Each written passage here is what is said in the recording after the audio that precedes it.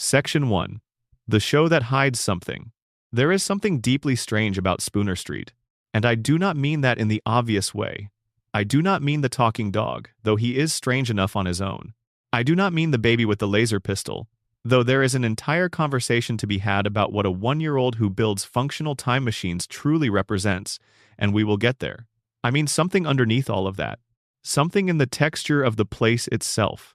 Something about the way the neighborhood breathes, or more precisely does not breathe, does not change, does not progress, does not age, does not absorb consequence the way real things absorb consequence. Something that sits quietly in the background of every episode, behind every joke and every cutaway and every cheerful return to baseline after catastrophe, and that only becomes fully visible when you stop laughing long enough to actually look at what is sitting there.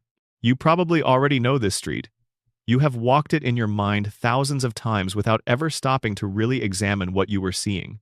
The modest brown house with the white trim, the hedge out front, the dog who reads actual novels on the family couch and has opinions about them afterward, the kind of opinions you only form when something genuinely gets under your skin.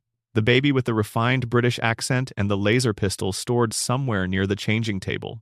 The father who has been struck by cars and fallen off cliffs and been mauled and detonated and launched into low orbit, and who returns to the living room couch the following episode with a beer and no lasting consequences, looking substantially the same as he always has. The mother who smiles through things that would unmoor most people from any recognizable relationship to their own well-being. You have watched this family stumble through decades of absurdity and then pressed play on the next episode as though none of it required explanation. But what if it does? What if beneath every cutaway gag and every cheerful jump back to the status quo, beneath the laugh track and the pop culture reference, and the moment of shocking cruelty played as a throwaway joke, what if the show has been doing something completely different from what it presents on the surface? What if Family Guy, and I mean this in the most literal and most unsettling way possible, is not a comedy about a family at all? What if it is a window into something much darker? Something that requires a specific kind of attention, the kind you can only really bring late at night when the world is quiet and your defenses are down, and the ordinary explanations we use to smooth over the strangeness of things have temporarily loosened their grip? These are not idle questions from the shallow end of the internet. These are theories that fans have spent years constructing with genuine care and genuine patience, drawing on specific lines of dialogue, on background details that most viewers never notice, on the internal logic of what certain characters can and cannot do, on the rules of a universe that the show itself established, sometimes seemingly without understanding the implications of what it had established. Some of these theories are so precisely and carefully built that once you encounter them, you genuinely cannot unsee what they are pointing at. You go back to an episode you have watched 20 times and suddenly the whole thing is different. The jokes are still on screen, the timing is the same. But something underneath has shifted, the way the ground shifts when you realize you have been standing on something hollow. Let us establish some context, because context matters for all of this. Family Guy came into the world on the 31st of January, 1999. It had one of the most dramatic launchpads in television history, airing immediately after Super Bowl 33, which meant it had approximately 22 million people watching who had not made any particular decision to watch it, who were simply there because the football had ended and the television was still on, and why not? That first episode pulled those 22 million viewers and held enough of them that the show settled into its first season as something genuinely unusual on the American television landscape. It was not The Simpsons, which had by then been running for nearly a decade and had established its own grammar for animated family comedy. It was not South Park, which had arrived 2 years earlier and was doing something more aggressively, more politically satirical. Family Guy was doing its own thing, something that felt simultaneously older and newer than both of those reference points, a sensibility drawing on the variety show, the sketch comedy tradition, the long history of American lowbrow humor, filtered through a sensibility that was clearly the product of one specific young person with a very particular set of obsessions. Seth MacFarlane was 25 years old when the show launched. He had been working toward it for years. He studied at the Rhode Island School of Design. He worked at Hanna-Barbera on shows like Johnny Bravo, Cow and Chicken, and Dexter's Laboratory. He made 2 short animated films called The Life of Larry and Larry and Steve that served as direct templates for what Peter and Brian Griffin would eventually become. He pitched a 15-minute pilot to Fox in May of 1998, They gave him the green light. By January of 1999, the show was on the air and the audience was real and something new was in the world. The world of the show was a place called Spooner Street in a fictional Rhode Island town, and the neighborhood operated under rules that were not quite like any rules you have ever encountered elsewhere. Dogs who talked and drove cars and had feelings about literature. Babies who monologued in sophisticated British accents about the inadequacy of their captors and the approaching reckoning they intended to visit upon their mother. A neighbor who had allegedly been born in 1947, therefore already in his 50s when the show began, who showed not one single sign of aging across the decades that followed. A father who experienced catastrophic physical injury every few episodes and was invariably fine, in the same way that a cartoon character is fine, which is to say completely, without residue, without any sense that the body in question has a memory of what was done to it. Events that should have been permanently consequential: houses destroyed, marriages threatened, terrible truths revealed, cities leveled, multiple deaths that resolve themselves by the following episode with no trace, no scar tissue, no acknowledgement of what had come before. Most audiences accepted this as the condition of the medium. Animated comedies have always operated with elastic consequence.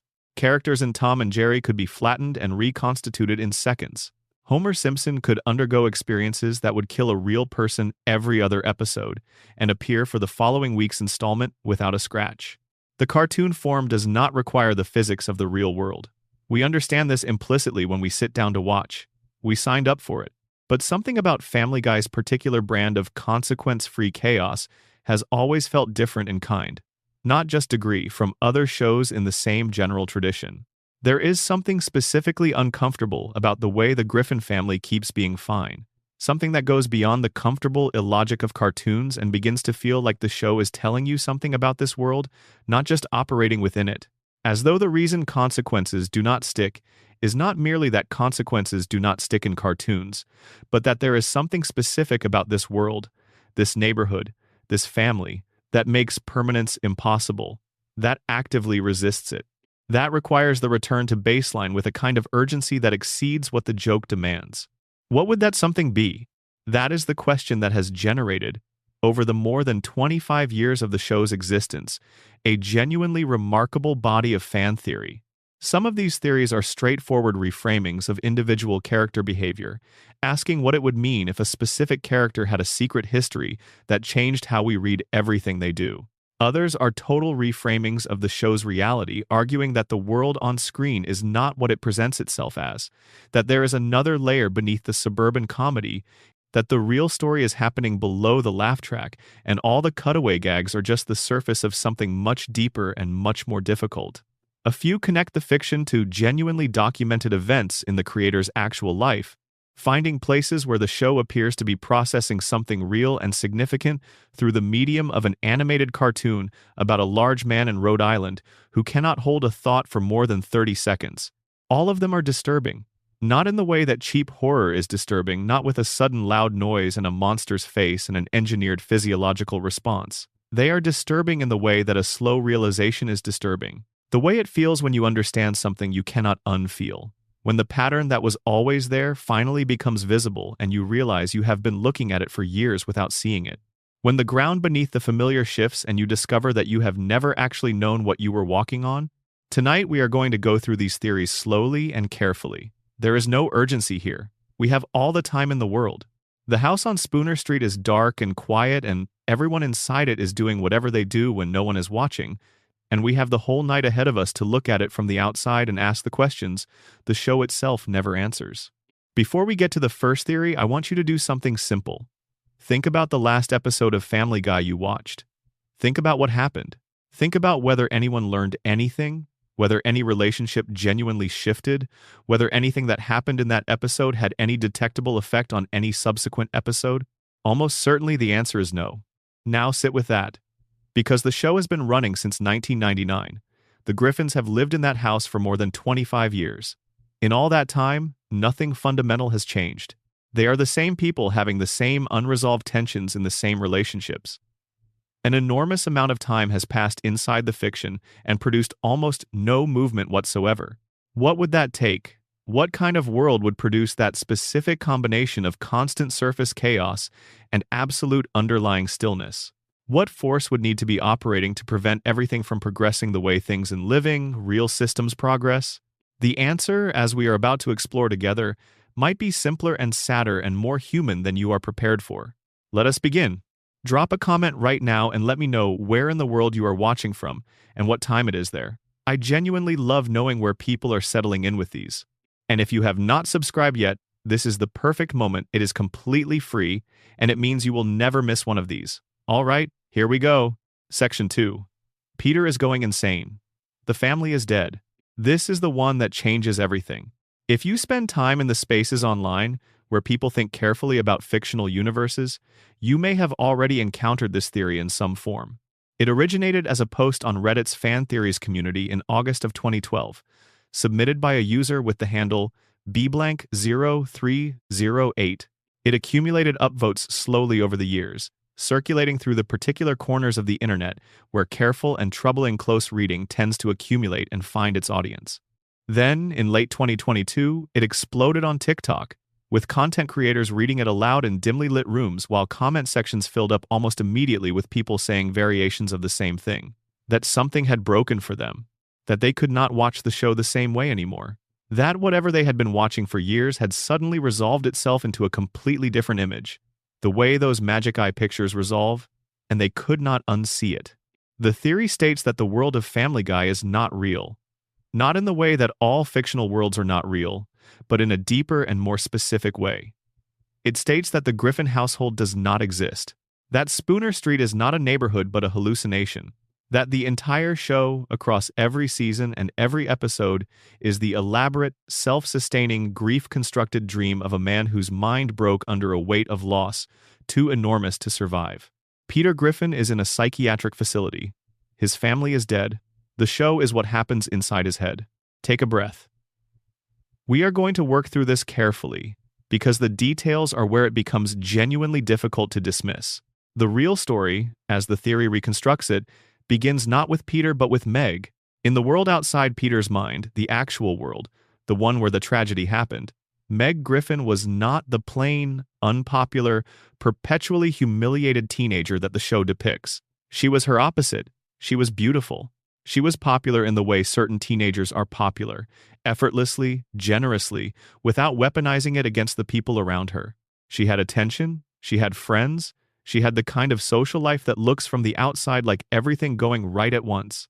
And among the things that were going right was her relationship with her younger brother. Chris Griffin, in the real world, had been born with a cognitive disability caused by oxygen deprivation during a difficult delivery. His life was harder than his sister's in ways he could not always fully understand or articulate, and Meg, real Meg, the one outside Peter's dream, compensated for that. She looked after him. She made space for him in her life. She brought him into situations he would not otherwise have been brought into, not out of obligation but out of genuine love for a person who was facing challenges she could help with. One night, Meg brought Chris to a party, an ordinary teenage party, a house, some music, people who believed they were invincible in the particular way that 17-year-olds believe they are invincible. Meg drank more than she should have. Chris, overwhelmed by the crowd and the noise and the general chaos of the situation, had a panic attack.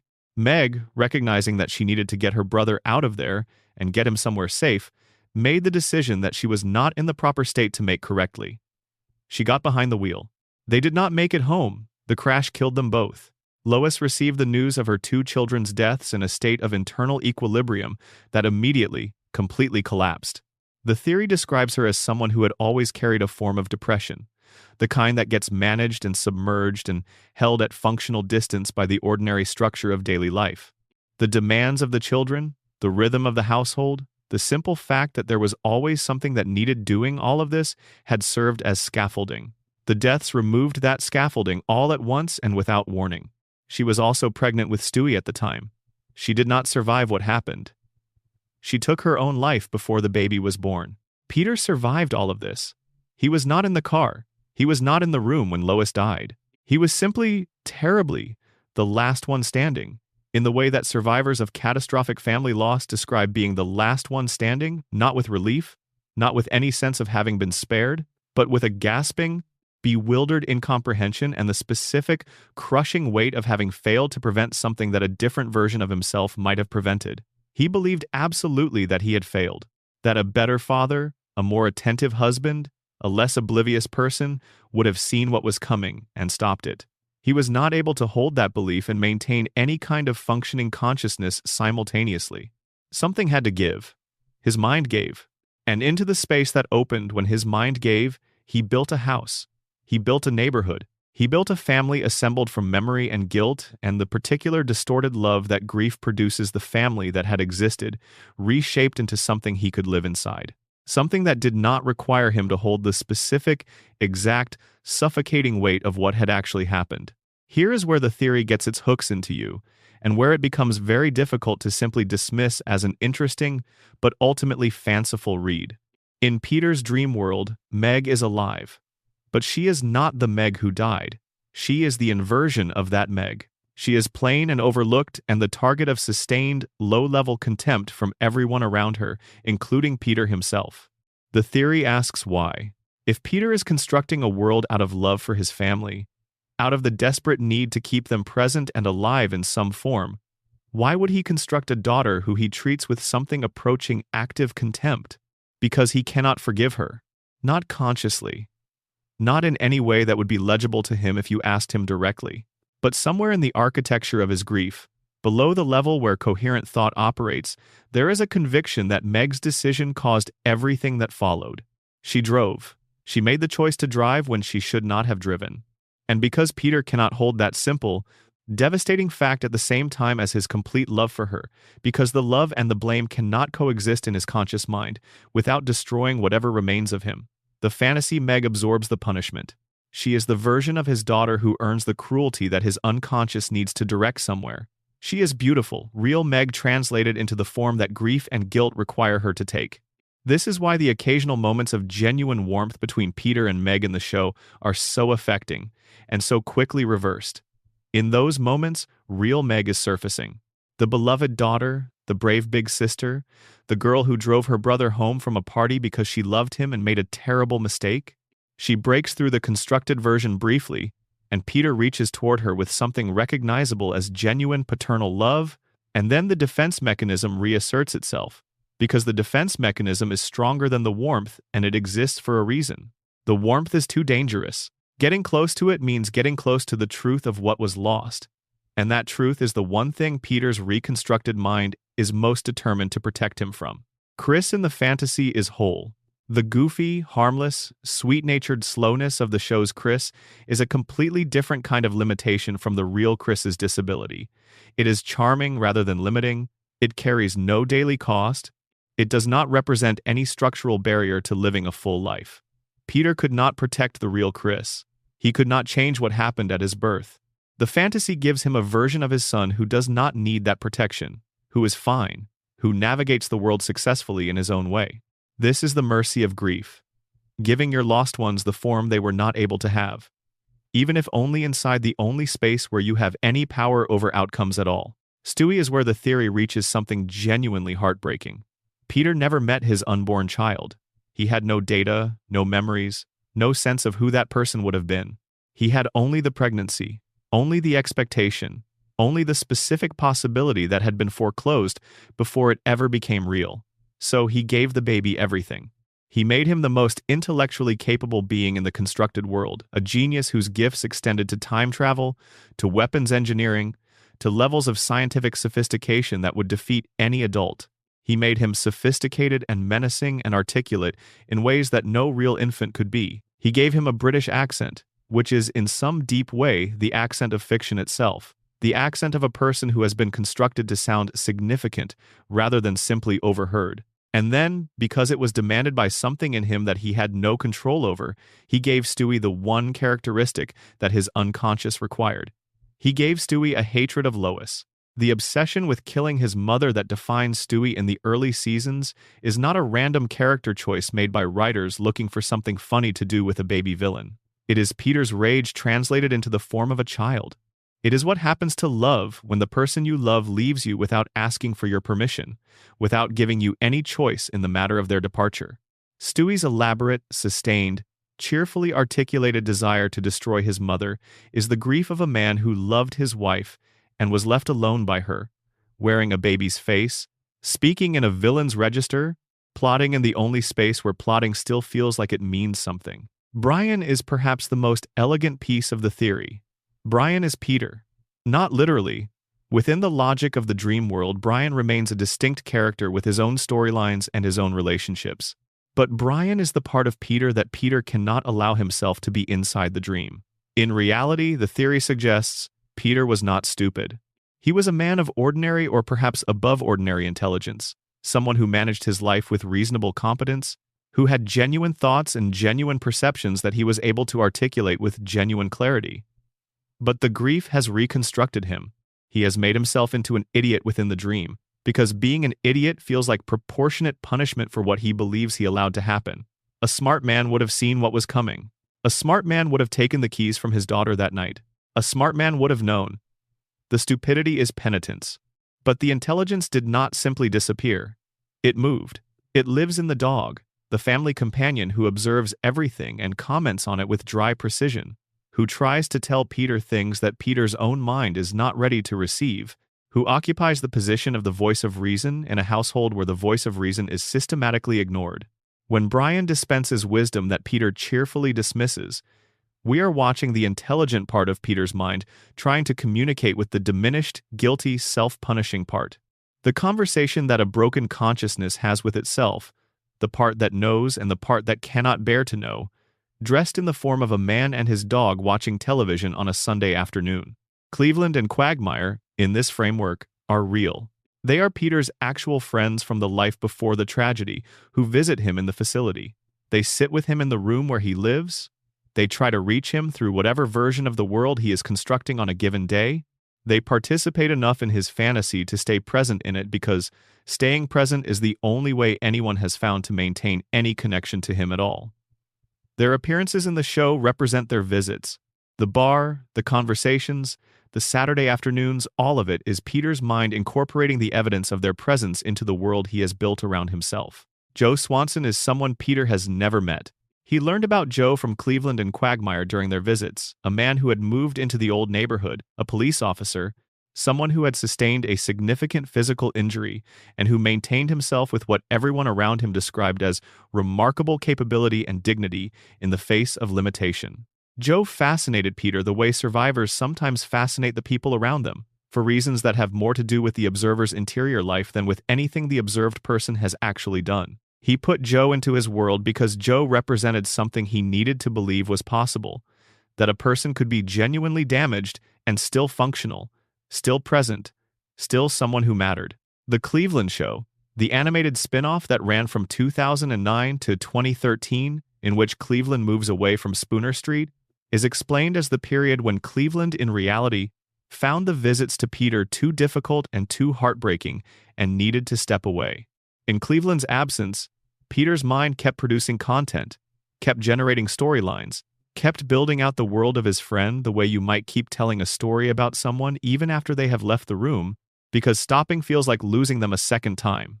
When the Cleveland Show ended and Cleveland returned to Family Guy, it mirrored his real-world return to making the visits again. And the reset button, the fact that nothing ever permanently changes, that the world snaps back to baseline after every catastrophe, that the show can pile consequence upon consequence and still return the characters to the same positions they have always occupied, has the cleanest and most devastating explanation of any. Nothing permanently changes because this is Peter's mind, and Peter's mind will not allow it. He has built something static, something that loops. The purpose of this world is not to go somewhere.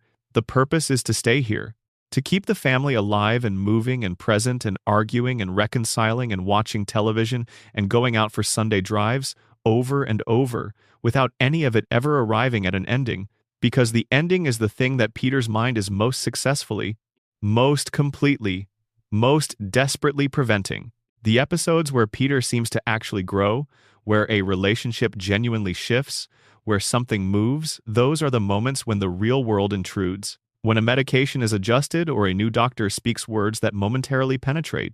When something in the facility creates a gap in the dream and real light gets through. And then the dream reasserts itself because the dream is more persistent than the intrusions, and the house on Spooner Street is exactly where it was when the episode began. The most disturbing element of the theory is its explanation for the treatment of Meg. If Family Guy were simply a comedy, there would be no narrative need for the sustained, escalating, decade-long cruelty the show directs at her. But this is not simple cruelty for comedic effect. This is guilt. This is a man who loved his daughter and cannot forgive her, and cannot acknowledge the blame directly, so it expresses itself in a fantasy version of her who absorbs the punishment without any possibility of it ever being resolved or confronted or worked through. The show cannot let Meg be okay, because Peter's mind cannot let Meg be okay, because letting Meg be okay would mean letting the anger dissolve, and the anger is the only thing that is keeping him from having to feel the full weight of the love underneath it. That is what it takes to produce what Family Guy produces. That specific amount of love, that specific amount of guilt, that specific determination to keep things exactly as they are, forever, because the alternative to forever is something that cannot be survived by whatever is left of the person who survived. Section 3. The Griffins are in purgatory, eternal punishment and slow redemption. The previous theory gives us a world inside a single broken mind. This one gives us a world between lives. The purgatory theory begins from a different starting point than the grief hallucination. Instead of asking what happened to Peter specifically, it asks what happened to all of them. Instead of locating the origin of the show's strange, circular, consequence-resistant reality in one man's grief, it locates it in theology, or at least in the folk theological tradition that has shaped Western storytelling about death and the afterlife across centuries. It argues that the Griffin family, along with their neighbors and the entire community of the fictional town, are dead, that they died in some event that is not shown or specified, and that the world they currently inhabit is not a living world at all but a liminal one, a waiting space between states, where the process of purification or punishment, or whatever this particular tradition calls the thing that happens between death and what comes after, is working itself out through the specific, personal, precisely calibrated sufferings of each resident. The central insight of this theory is about misalignment. Every major character in Family Guy is living in a condition of fundamental wrongness. They cannot be what they actually are. They are trapped against their own nature in a way that generates constant, ongoing discomfort that is always played as comedy, but, stripped of the laughter, is genuinely and systematically miserable. Begin with Stewie. Stewie Griffin is, by any reasonable assessment, one of the most intellectually formidable beings we encounter in the show's entire universe. He builds devices that should require decades of advanced education to conceptualize. His time machine is not a gag within the logic of the show. It functions. It has produced documented results. His understanding of physics, engineering, and biology exceeds anything any real professional in those fields has actually achieved. He is, in the full and serious sense of the word, a genius of exceptional order, and he is trapped in the body of a 1-year-old infant. He cannot reach door handles. He is strapped into a high chair and spoon-fed food he finds degrading. The adults around him either cannot hear him or treat him as though his interior life does not exist, as though the sounds he makes are babbling rather than sophisticated strategic analysis. His capabilities are extraordinary, and his situation makes it almost entirely impossible to apply them in any direction that matters. He is the most capable person in his world and the most completely constrained, and that gap between what he can do and what his physical and social circumstances allow him to do is not incidental. It is systematic. It is the specific, personalized torment of an intellect that cannot be exercised in any meaningful way, forever. Purgatory theology across its various traditions holds that the suffering of the intermediate state is not arbitrary. It is calibrated, proportional, fitted to the particular qualities of the soul undergoing it. Stewie's condition fits this model exactly. Whether his torment represents punishment for a previous life's arrogance, the certainty that his intellect placed him above others, that he was owed deference and power that was never his by right, or whether it represents the specific, grinding educational experience of learning what it feels like to be extraordinary in a world that cannot see it, the structure is recognizable. Lois is trapped in a condition of permanent social demotion. She was born a Pewterschmidt, which within the show's backstory means she was born into one of the wealthiest and most prominent families in New England. She grew up with access to everything, to art, to music, to education, to social circles that extended into actual corridors of power and influence. She plays piano with real skill. She is articulate and cultured and aesthetically sophisticated in ways that her environment provides almost no opportunity to exercise or develop. She has real taste and genuine intelligence, and she is living in a modest suburban house in a fictional Rhode Island town, married to a man whose understanding of art begins and ends with whatever is currently on television, surrounded by children who are entirely oblivious to everything she gave up to be here. She gave everything up for Peter. This is a fact the show has always been clear about. The wealth, the connections, the social world, the expectations, all of it was surrendered for this marriage and this life. And the show has never quite committed to whether that sacrifice was worth it. It keeps returning to the question without answering it. The gulf between who Lois is and what her life allows her to be is a constant, quiet presence in the background of every scene she is in. In the purgatory framework, this is her purification. She had access to everything and chose to reach past it. And now she lives inside the permanent consequences of that choice with no way forward and no possibility of return. Brian sits at the center of this framework in the way that makes the whole theory feel most coherent. Brian is a human consciousness in an animal's body.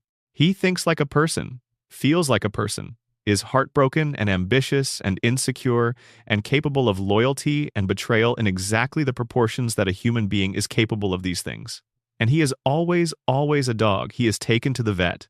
His romantic interests are complicated in very specific ways by what he is. His professional ambitions are complicated by what he is. His desire to be taken seriously as a writer, as an intellectual, as a person of substance, is perpetually undermined by the simple biological fact of what his form announces about him in every room he enters. The form prevents the content from being received. The container contradicts the contents. This is a specific and recognizable kind of purgatorial experience, being real and being unable to be perceived as real forever. Meg's situation in the purgatory framework is the most directly punitive. The theories disagree on the specifics of the previous life behavior that produced her current condition, but they tend to agree on the general shape. She was someone who used social position as a weapon, perhaps popular, in the way that popularity can be wielded rather than simply enjoyed, the kind that establishes its value by creating and maintaining an underclass beneath it. Now she is in that underclass, permanently, exhaustively, in the most detailed and sustained way imaginable. She experiences from the inside, in exhaustive specificity, the precise quality of suffering she once distributed from the outside. Every insult about her appearance, every casual dismissal, every moment where she is told explicitly that she does not matter, the calibration is exact. Peter is the most complex case because his behavior in the show makes him seem like someone who should be the subject of the purgatorial process rather than someone progressing through it. His specific quality of suffering, if it exists, is perhaps the least visible from the outside. He is a person of absolute confidence, whose confidence is perpetually, comprehensively wrong.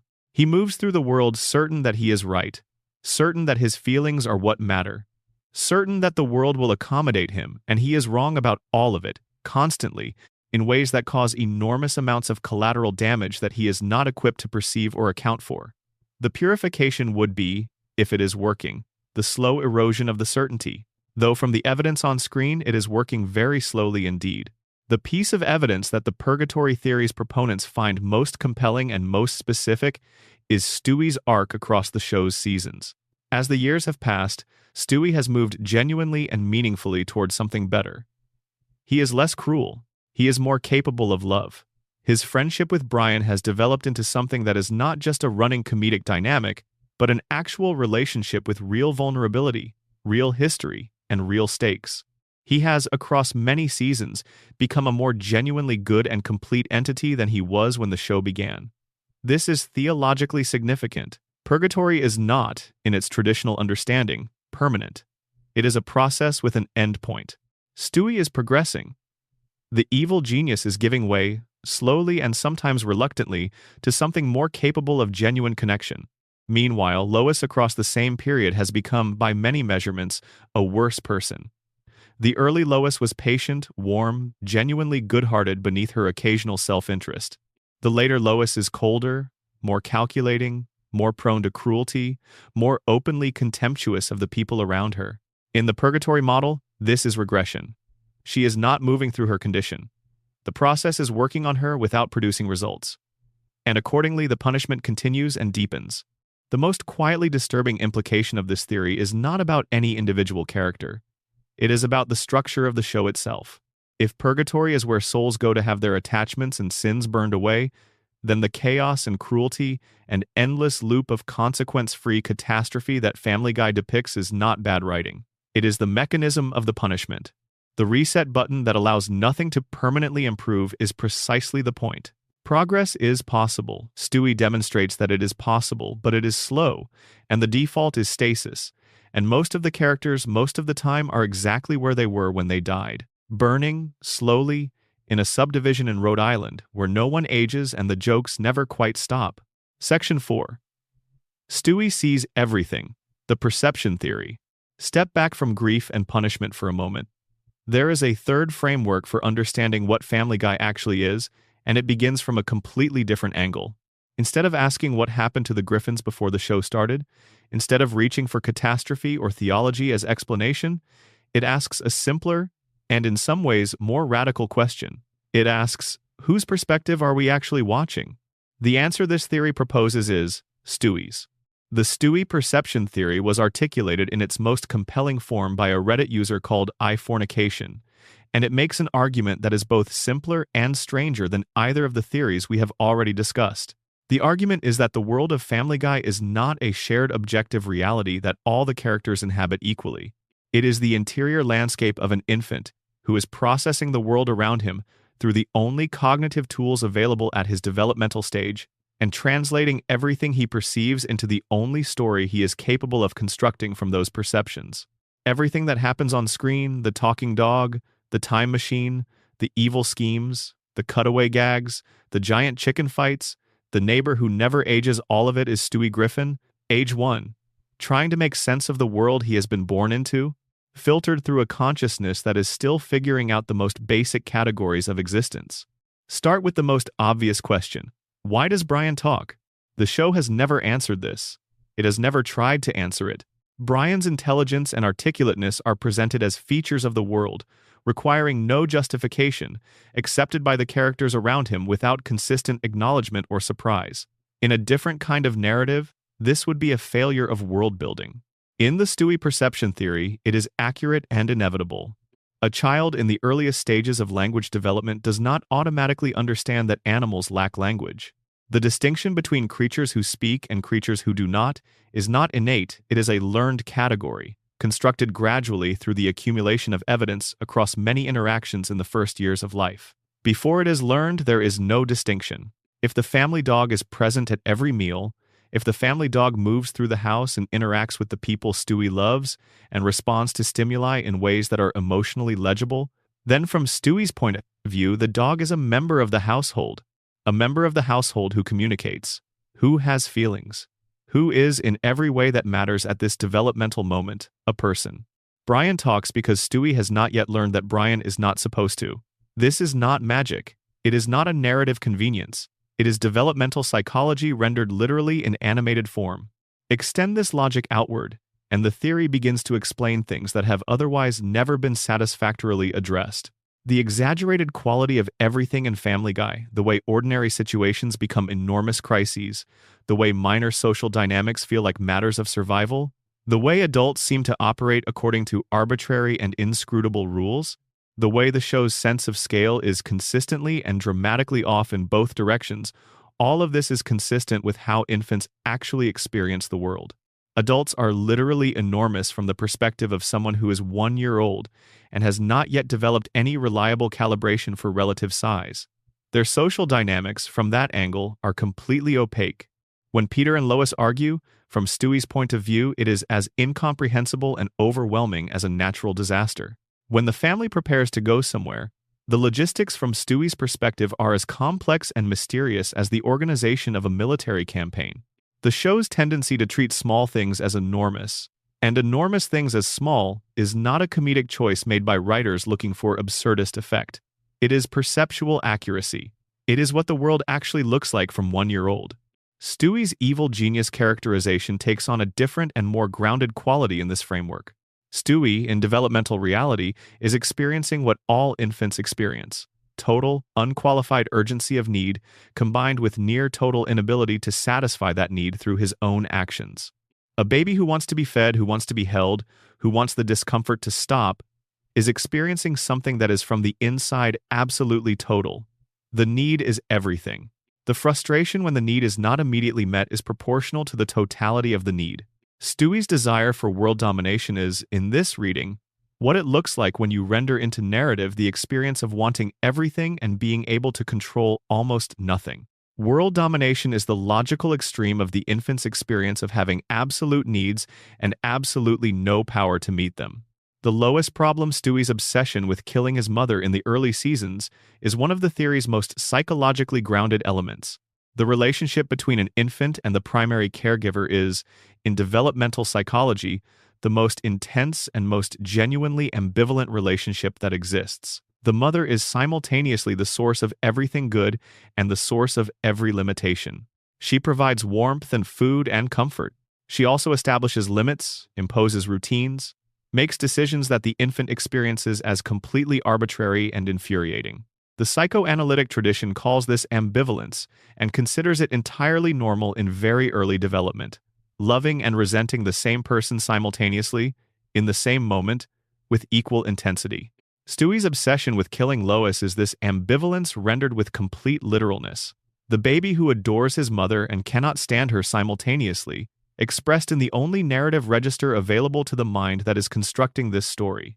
The cutaway gag format, the thing Family Guy is perhaps most distinctively famous for. The rapid associative jumps from the current scene to a completely different situation and back is, in the Stewie perception theory, a literally faithful representation of how infant attention actually works.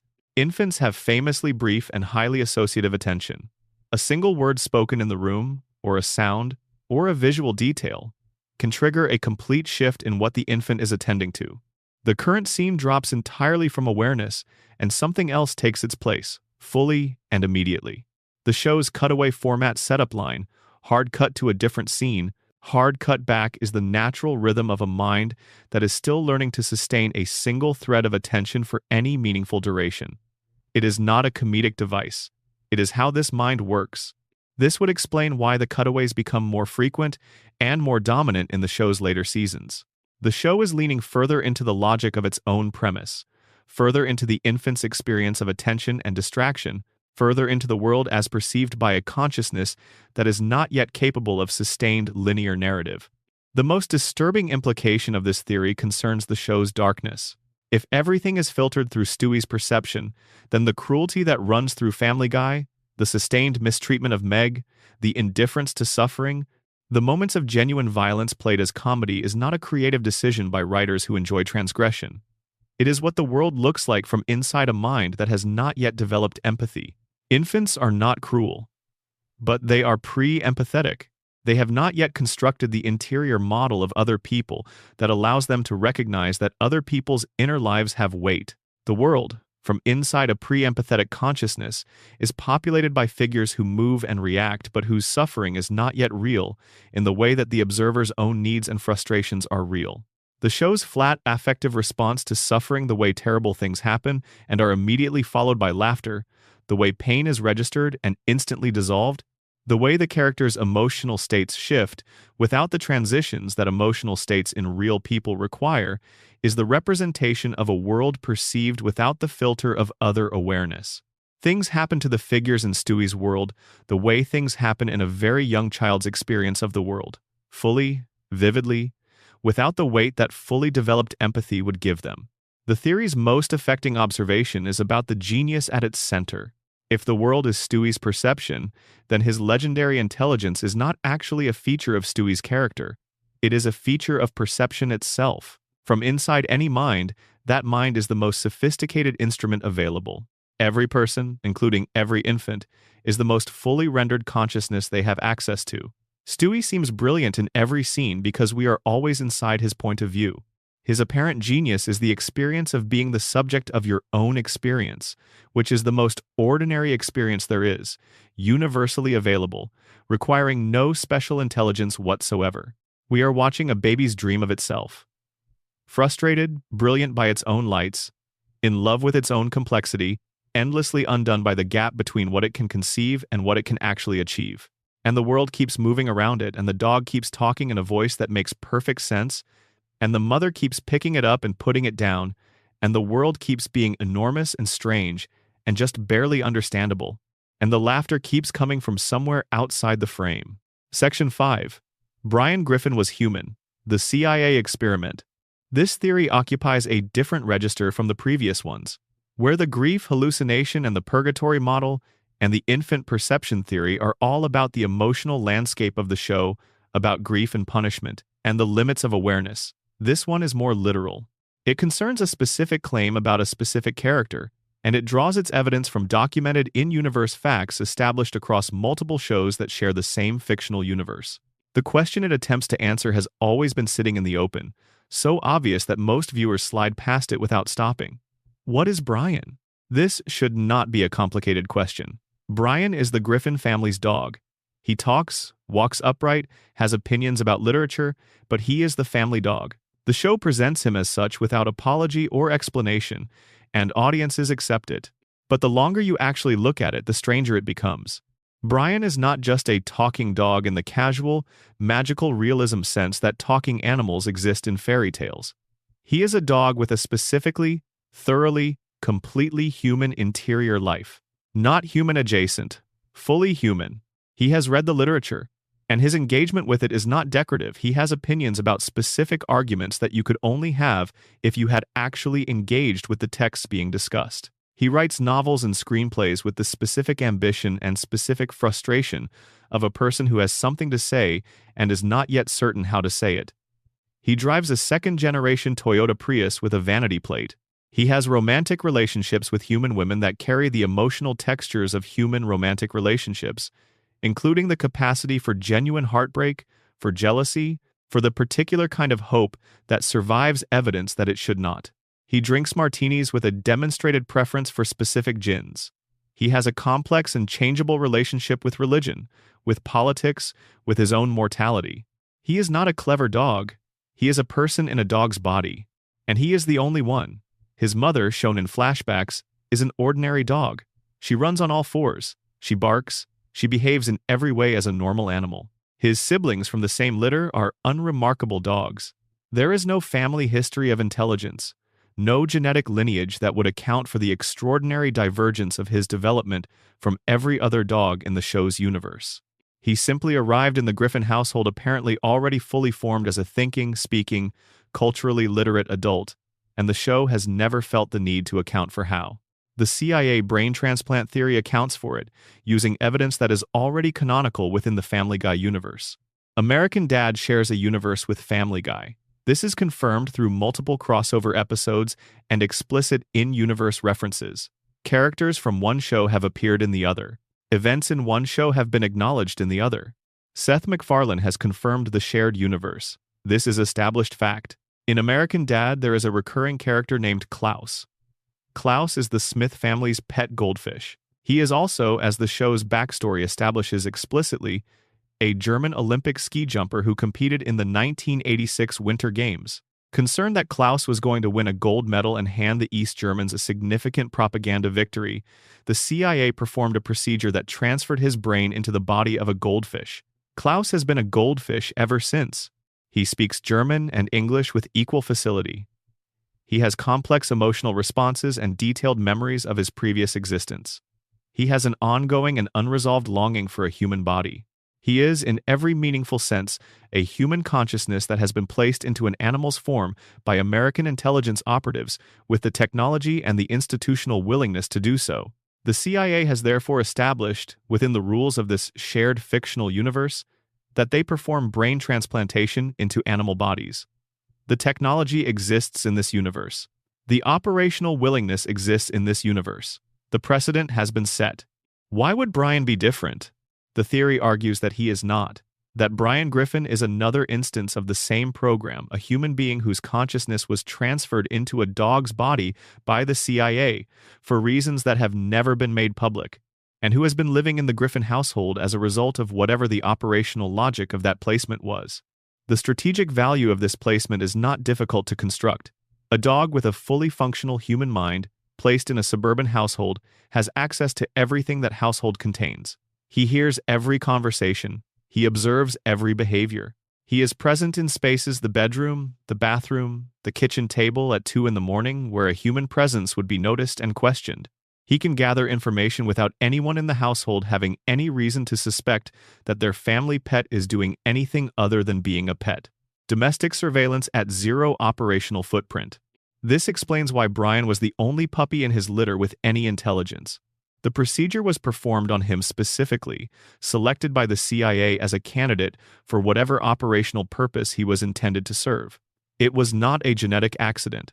It was a deliberate intervention by an organization with confirmed capacity to make it happen. It explains Brian's specific and persistent loneliness, the thread of genuine melancholy that runs through his characterization across the show's entire run, the quality of his sadness that exceeds what his surface-level failures and disappointments would account for. He is a person who cannot talk about what happened to him. There is no one in his world who could receive that information. The drinking is not just a character flaw offered for comedic development. The drinking is what you do when you are carrying something that has no audience, when the truth of your existence is so far outside any available framework for understanding that communication of it is functionally impossible. The writing is part of this. Brian's compulsion to produce creative work, to construct narratives and put them somewhere permanent, is the compulsion of a consciousness that needs to document its own interior life. Dogs do not write novels. People do. Brian writes because the part of him that is still, somewhere, a person needs to produce some record of having existed. Some evidence that the interior life was real and has been real and deserves to be acknowledged by someone, somewhere, even if only in the form of a manuscript that no publisher will take seriously. The most affecting implication of this theory concerns Brian's relationship with Stewie. If Brian was once a human being, if he carries memories of a different body, a different existence, a different kind of consciousness, then his friendship with Stewie is not just the show's most interesting character dynamic, it is recognition. Brian, operating from the interior of a human mind in an animal's body, recognizes in Stewie something that no one else in the show does. A genuinely extraordinary intelligence that is also trapped in a form that cannot contain it. Two minds too large for the bodies they are in, both living in the permanent gap between what they can understand and what their circumstances permit them to do. The theory has one more extension worth sitting with. Ernie the giant chicken, the enormous, formally dressed rooster who appears periodically in the show to engage Peter in catastrophic city-destroying fistfights of apparently unlimited duration, has always been one of the show's most purely absurdist recurring elements. No explanation is ever offered for the fights. They simply occur, at massive scale, with total commitment, and then end, and Peter and the chicken go their separate ways until the next time. But what if the chicken is not an animal? If the CIA was performing brain transplantation into animal bodies in this universe, a chicken with a human consciousness is no more implausible than a dog with one. The fights in that reading are something other than pure slapstick. They are two people, one still in a human form and one placed in an animal form that cannot be understood or acknowledged, engaged in a conflict that functions as a proxy for something that cannot be articulated. Peter's rage at the chicken's rage at Peter, the inexplicable intensity of it all, the way it escalates far past any proportionate response. What if it is the rage of proximity? The rage of being near something that should not be possible and not being able to name what you are seeing or why it affects you so completely? Section 6. Quagmire is not human. The incubus theory. Glenn Quagmire is one of the most specifically uncomfortable characters in the history of American animated television, and the discomfort is systematic in a way that ordinary character design and writing choices cannot fully account for. The incubus theory attempts to explain things about Quagmire that the show itself has never attempted to address and probably never intends to. The age problem is where this theory invariably begins. Quagmire has stated across multiple episodes that he was born in 1947. This information was attached to the character with enough consistency across enough different episodes that it was clearly intentional, not an accidental background detail that slipped in and was forgotten. If you accept that Quagmire was born in 1947, then for most of Family Guy's run he has been past 60 years old. He looks roughly 35. He moves, operates, and pursues partners with the energy and the apparent physical capability of someone several decades younger than his stated age. The show has made jokes about this inconsistency while providing no in-universe explanation for it. The incubus framework addresses this precisely. An incubus is a supernatural entity drawn from folklore traditions, spanning many centuries and many cultures appearing in records from medieval Europe, from Middle Eastern traditions, from folk beliefs across a wide geographic range. Its defining characteristics are consistent across the traditions. It takes human-appearing form, it does not age the way mortals age, it has a magnetism or glamour that makes it appear more compelling to human targets than its physical form alone would account for, and it has a drive that functions more like a biological imperative than like a personal preference. It cannot stop because stopping is not available to what it is. Quagmire's relationship with sexual activity is almost exactly this last quality, rendered in the specific register of an animated comedy. He is not just promiscuous in the way that a person with an unusually strong libido might be. He is relentless in a way that transcends normal human motivation. He pursues partners in situations where any rational person would calculate the risk and decide not to. He has been shown to have multiple sexually transmitted infections, to have faced legal consequences, to have had his behavior described in terms that other characters within the show clearly identify as predatory rather than merely aggressive. None of it stops him. None of it moderates him. None of it introduces any limiting factor that reduces the behavior in any measurable way. The drive functions more like a constitutive property than a choice. Something that is what he is, not something he does. This is a specific quality that folklore assigns to the incubus. The entity's need is not comparable to ordinary human desire because it is not ordinary human desire. It is what the entity is at its most fundamental level. Not a preference or a tendency, but a property of its nature. The way water is cold is not a preference. Water has developed. It is what water is in certain conditions. Quagmire cannot stop because stopping requires a relationship to his own behavior as something chosen that is simply not available to him. The glamour element deserves careful attention. Quagmire is not, by any conventional aesthetic standard, strikingly attractive. His jaw is genuinely enormous, disproportionate in a way that characters within the show have explicitly commented on.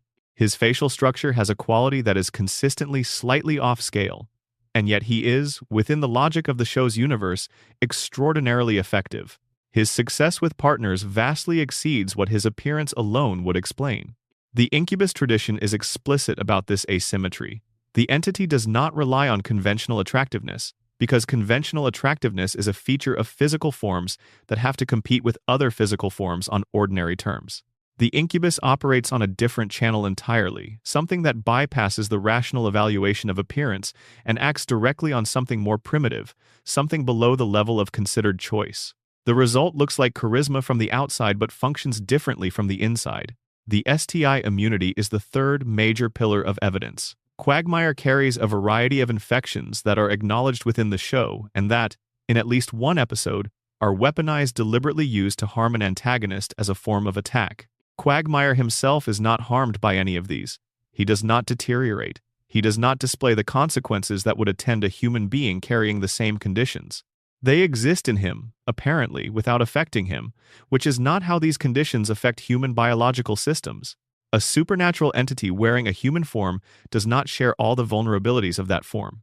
The biological processes that make certain infections harmful to flesh may simply not apply to something that is wearing flesh rather than constituted by it. There is a crossover gag in the episode Movin' Out Brian's Song, where Quagmire begins an affair with Marge Simpson. When Homer discovers them, Quagmire shoots and kills Homer and then departs. The moment is presented as a joke, absurdist and quick. But within the incubus framework, the casual willingness to kill a person who represented an obstacle is not surprising.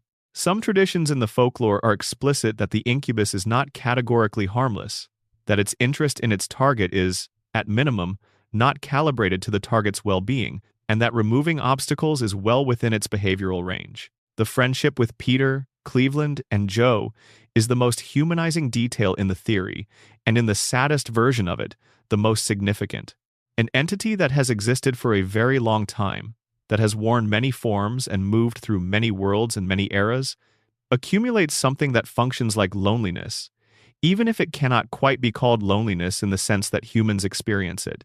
It can be intimate with an endless succession of people and feel no genuine connection to any of them, because genuine connection requires something that its nature does not fully support.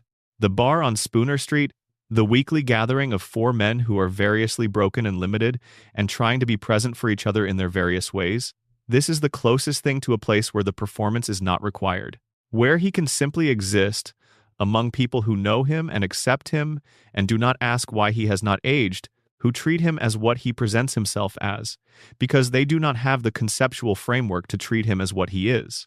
He sits at that bar every week, and the jokes flow around him, and outside the window the world cycles through its seasons, and he knows that he has seen many versions of this world before this one, and none of them changed what he fundamentally is, and the company is the closest thing to rest that he has found. Section 7. The multiverse split two different families. This is the theory that makes the most direct and specific use of something the show itself formally introduced and then moved past without examining what it had established. In the 8th season premiere of Family Guy, the episode Road to the Multiverse, which aired on the 27th of September 2009 and was watched by approximately 10.17 million viewers on its original broadcast, Stewie presents Brian with an interdimensional remote control that allows travel between parallel realities. The episode is explicit about what the multiverse means within the show's fictional universe. Stewie explains it directly: infinite parallel dimensions, each representing a different eventuality, each equally real. The episode uses this premise to send the characters through a series of alternate worlds, one where Christianity never existed and science advanced a millennium further, one where dogs are the dominant species and humans, their pets, one rendered in live action, one styled after the Flintstones. It is a creative, well-received episode that earned genuinely positive critical response. In establishing the multiverse as canonical, the show was not making a joke. It was establishing a rule. Alternate versions of the Griffin family exist in alternate dimensions, and travel between those dimensions is possible. This is not fan speculation. This is something the show itself declared and demonstrated. The theory that has grown from this foundation asks the question that, once asked, is very difficult to set aside. What if the Family Guy that returned from cancellation in 2005 was a different show in a more literal sense than anyone realized? What if the 3-year gap between the 3rd season's cancellation and the 4th season's premiere represented not just a production hiatus but a dimensional shift?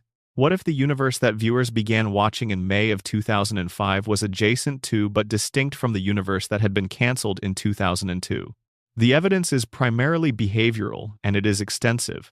The characters who returned in Season 4 behaved differently from the characters who left in Season 3 in ways that exceeded what normal, long-running character development would account for. Peter's intelligence had not gradually diminished, it had fallen off a cliff. His emotional capacity for genuine warmth, which had been demonstrably present in the original 3 seasons, did not decrease but seemed to operate from an entirely different baseline. The affection between family members, which had been the emotional infrastructure holding the early show together, was replaced by something that felt structurally different. Brian's political opinions escalated from being one element of a complex character to being the dominant lens through which he was perceived in every scene. Stewie's shift away from his evil genius characterization accelerated in ways that the gradual drift of seasons 2 and 3 had not predicted. Meg's treatment went from neglectful to actively abusive with a speed that did not feel like organic escalation, but like a different set of underlying assumptions about what the character was for. The multiverse theory provides a clean, systemic explanation. If the show that returned in 2005 was set in a parallel dimension, one where the same names and the same house and the same rough outlines apply, but where the specific qualities of each character's history have played out differently, where certain personality traits were amplified or diminished, where the baseline of what is acceptable behavior is set at a different point, then the behavioral changes are not failures of character consistency. They are accurate depictions of a different family. Similar but not identical. Adjacent but not the same.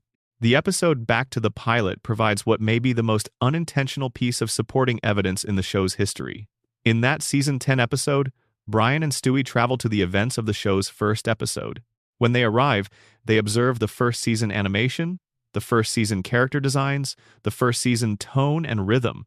The stated meta-joke is that it all looks and feels different because it was produced earlier with different resources by a slightly different creative team. But the theory reads this differently. They are not in an older version of their universe. They are in a different universe. The original one, the one that was canceled in 2002 and did not come back. And when they travel forward at the episode's end, they return to the dimension they came from, which is not where they started. This gives the original 3 seasons a particular melancholy status. The warm, flawed, genuinely loving Griffins of those first 50 episodes are still out there somewhere, in another dimension, in a slightly rougher animated world, living out a version of their lives in which Peter never became quite as diminished and Meg was never quite as punished, and the family's love for each other, while always complicated, was never quite as thoroughly buried beneath the weight of what the later seasons required it to bear. The show's notorious inconsistency with its own continuity, the contradictory backstories, the shifting timelines, the Peter who remembers his past differently in different episodes, the facts that change from one season to the next without acknowledgement, is also accommodated by the multiverse model. Each episode is not necessarily taking place in the same dimension. The audience is navigating between adjacent universes with each new story, similar enough that the same characters appear and the same basic relationships hold, but different enough that the details shift at the edges. This is not plot hole, it is the show honestly depicting what life looks like in a neighborhood that exists across infinite parallel versions of itself, each one slightly different, each one equally real. Section 8. Meg is Stewie's real mother. There is a theory about the domestic architecture of the Griffin household that requires no imported framework and no broad metaphysical claim. It requires only paying very careful attention to what the show shows, and perhaps more significantly to what it consistently, specifically, across many episodes and many seasons, does not show. The theory states that Meg Griffin, who is presented throughout Family Guy as Stewie's older sister, is actually Stewie's biological mother. The argument is constructed from specific textual evidence. At some point before the show's timeline begins during a period that is not dramatized, never directly addressed, but whose consequences are embedded in every episode, Meg became pregnant as a teenager. The father departed when he heard about the pregnancy. Meg, facing an impossible situation, turned to her mother. Lois agreed to raise the child as her own, and Brian, who throughout the series demonstrates a particular loyalty to Lois and a demonstrated capacity for keeping significant secrets, helped to cover the circumstances up. Peter, whom the theory notes has a well-documented difficulty noticing things happening directly in front of him, was either deceived or did not push on questions whose answers he sensed he did not want. The most immediately compelling evidence concerns a specific visual pattern. Every time the show depicts Stewie's birth in flashbacks, in the episode Yug Yelimaf, where time reverses and the characters relive the birth backward, in various referenced moments across different seasons, the sequence is consistently shown from Stewie's point of view. The camera occupies the perspective of the emerging infant. The woman giving birth is never clearly and unambiguously depicted in a way that definitively confirms she is Lois rather than someone else. This is, in isolation, a weak piece of evidence. Birth sequences in animated comedies are not staged with the precision of legal evidence, but it is consistent across multiple distinct instances, which is harder to dismiss as coincidence in a show produced with enough resources to make deliberate choices about camera placement. Yug Yelimaf in particular is worth examining. The episode's premise requires Brian and Stewie to experience their history in reverse, culminating in Stewie's re-entry into the womb from which he came. The sequence is shown from Stewie's backward-moving perspective, and at the critical moment, Brian is occupied elsewhere in the episode, not present. The scene again technically denies the viewer the clean, unambiguous shot of Lois in labor that would settle the question definitively. Whether this is intentional or incidental in the production is impossible to determine from the outside. But it is consistent with a show that is, at some level, leaving the question open. Stewie's British accent has never been explained within the show's canon. No one else in his immediate family speaks with it. No one in the extended Griffin family speaks with it. No one on Spooner Street speaks with it. It is his alone, and the show provides no origin for it. The theory suggests it came from Meg's partner from the person who left when he heard about the pregnancy, whose genetic heritage Stewie carries, whose specific vocal qualities or cultural background or family history found their expression in the child. Every time Stewie speaks, in every episode across every season, he is carrying the audible trace of someone the family has collectively agreed to forget. A daily reminder, in the most impossible to ignore possible form of the secret that the household is built around. The treatment of Meg by the rest of the family takes on a specific weight in this reading. The show's sustained, escalating cruelty toward Meg, the way it goes so far beyond what any narrative or comedic purpose would seem to require, the way it seems to have a particular, personal quality that the treatment of other characters does not share, is the family working out something unconscious and unacknowledged. Meg exists in this household as the evidence of a story that was never supposed to be told. Her presence is a daily encounter with the decision that was made, with the cover-up that was required, with the ongoing necessity of maintaining a fiction that everyone involved finds easier not to examine too closely. Families that carry secrets like this do not manage them cleanly. The secret exerts pressure. It displaces itself into other forms, into coldness, into the reflexive cruelty that is easier than addressing what it actually covers, into the particular aggressive discomfort that comes from being regularly confronted with something you have agreed not to see. Brian's particular tenderness toward Meg, his being, consistently, the character most likely to show her something resembling genuine empathy, to take her to prom, to offer her real companionable support, is the behavior of someone who knows what was taken from her, who knows what she gave up, in whatever way a teenager can give something up before she has the framework to fully understand what she is surrendering, and who has spent the years since doing the small, quiet things that are available to him as a form of reparation for the large, permanent thing that cannot be undone. Stewie's relationship with Meg carries, in this framework, the particular confused quality of a connection that the conscious mind cannot categorize correctly. He ignores her. He is casually cruel to her in the way that the rest of the family is casually cruel to her. He almost never acknowledges her in any sustained or meaningful way. And occasionally, rarely, briefly, in moments that the show moves past quickly, there is something between them that carries more weight than the comedy format would seem to call for. A flash of something. A current beneath the surface that does not resolve into any of the available narrative explanations. Those moments are where the theory lives. Section 9. DeBoom is canon, the creator's survival, and Brian writes the show. Some theories reframe entire universes. Others attach to specific moments and change those moments permanently. We have 3 of the second kind here, forming a cluster that illuminates different aspects of what Family Guy is and where it actually comes from. The first concerns the episode DeBoom from the show's second season, which aired on the 26th of December 1999. The premise? Peter, alarmed by Y2K warnings, locks the family in the basement on New Year's Eve 1999. At midnight, the bug triggers a global nuclear catastrophe. Much of the world is destroyed.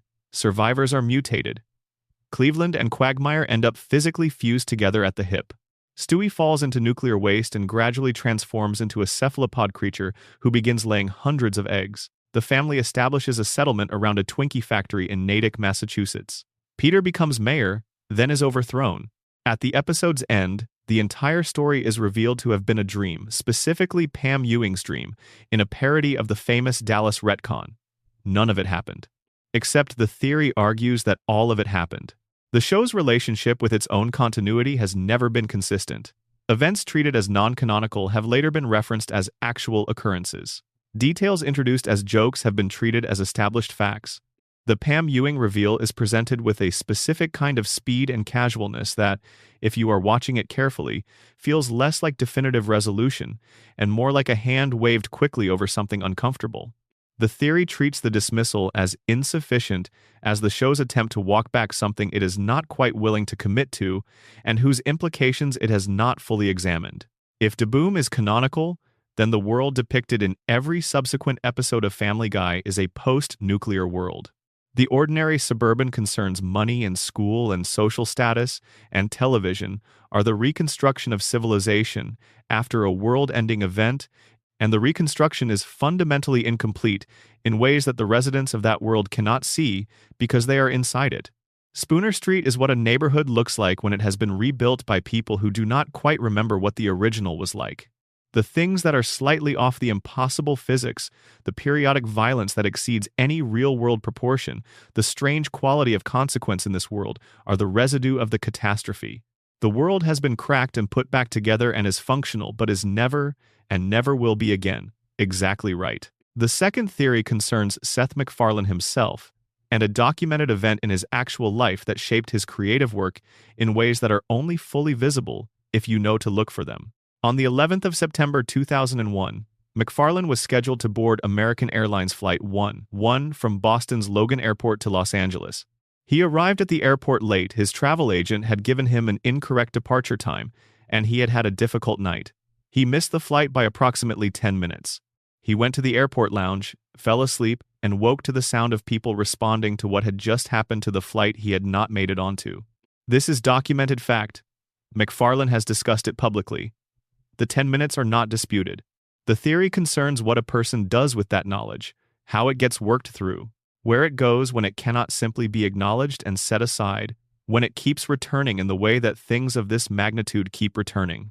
In 2005, McFarlane released Stewie Griffin, The Untold Story. In the film, Stewie has a near-death experience involving a lifeguard tower that he himself caused to fall. He becomes obsessed with undoing what happened with going back in time and preventing the catastrophe. When he succeeds, his victory statement is, "Yes, I did it. I stopped the tower from falling." The reading writes itself. The tower, the falling, the survival by accident, the need to go back and change things, the relief when the reversal succeeds. McFarlane working through his specific, documented experience through the only medium where the rules permitted what really happened to be approached from an angle. The Season 10 episode Back to the Pilot extends this. Brian travels back to the first episode and warns his past self about September 11th. The altered timeline produces a catastrophic Second American Civil War that must be laboriously undone. The episode concludes that the attacks must be allowed to happen as they happened, that trying to prevent them creates worse consequences, that the world that survived the catastrophe is, with all its weight, the world that needs to be lived in. For a man who survived by 10 minutes, this is not an abstract conclusion. It is the specific resolution of a specific ongoing question. The third theory in this cluster is the quietest and perhaps the strangest. Brian is a writer. This is not a peripheral character trait. Writing is the defining ambition of his existence across the show's entire run. He has been working on creative projects throughout. He has published, he has produced. The compulsion is fundamental. The theory asks, what if Brian wrote Family Guy? Not in any literal sense, not claiming the show exists as Brian's published work within the fiction. The claim is structural. The world of Family Guy is the product of Brian's authorial consciousness. The characters and events are what Brian's imagination produces when constructing a narrative about the world he inhabits. This explains Brian's frequent fourth-wall awareness, his occasional acknowledgement of the show's constructed nature, his references to narrative conventions that suggest he is observing the story from slightly outside it. He is the author. He knows it is a story. He cannot fully forget. Brian's characterization across the seasons becomes readable in this framework. The generous, empathetic early Brian is the writer who is still fresh, who still treats his characters as people with their own dignity.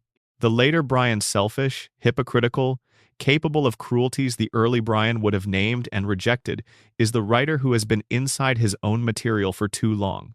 Who has started using his characters instrumentally rather than with care? Who has forgotten they were ever anything more than elements of a personal system? Brian's death and resurrection in seasons 12 and 13 is where the theory reaches its most disturbing conclusion. In Life of Brian, Brian is hit by a car and dies. The death is treated with more emotional weight than almost anything else in the show's history. 2 episodes later, Stewie uses time travel to save him, and he is alive, and everything resets. The audience responded with genuine emotion, national news coverage, trending on social media, widespread discussion of the death of a fictional dog. If Brian is the author, the death is the moment the author tried to stop writing, tried to close the book. The audience's response was the response of readers encountering an ending they refused to accept. And Brian's resurrection is the story refusing to be ended. Because stories once sufficiently alive develop a resistance to being concluded. The author cannot finish because the work will not release him. Family Guy will not release anyone. Section 10. What it all means. A neighborhood built on unresolved grief. We have traveled a long way tonight. From a hospital room where a man has been constructing a fantasy family for years, to the calibrated discomforts of an afterlife designed to be proportional, to the limitless associative space of an infant's perception, to a dog who remembers having a different body, To a neighbor who has been around for centuries and does not fully belong to the same category of existence as the people he sits with at the bar, to a family split across a dimensional boundary that no one on either side is aware of, to a teenager whose sacrifice reshaped the entire household without ever being named, to an apocalypse the show officially undid, but that left its mark on everything that followed, to a creator processing his own brush with mass death through the only tools available to him, to an author who is still inside the work he can neither finish nor abandon. These theories do not agree with each other. Some are mutually exclusive. The world cannot simultaneously be Peter's hallucination, Stewie's perception, and a post-nuclear reconstruction. The characters cannot simultaneously be dead, in purgatory, and navigating an alternate universe. Fan theories do not form a unified field. They are individual attempts to make sense of a specific feeling, the feeling that there is more going on than what is on the surface, that the show is doing something other than what it presents, that the strange quality of this world has a source that has not been fully articulated. What they share is more important than what divides them. Every one of these theories is, at its core, an act of compassion toward the show's characters. They are all saying, there is a reason for this. There is a history here. The cruelty and the stasis and the impossibility of genuine change are not random or careless. They are the shape that something has made in a fictional world, and if you look at that shape carefully enough, you can trace the outline of what made it. This is what we do with things we love and cannot quite understand.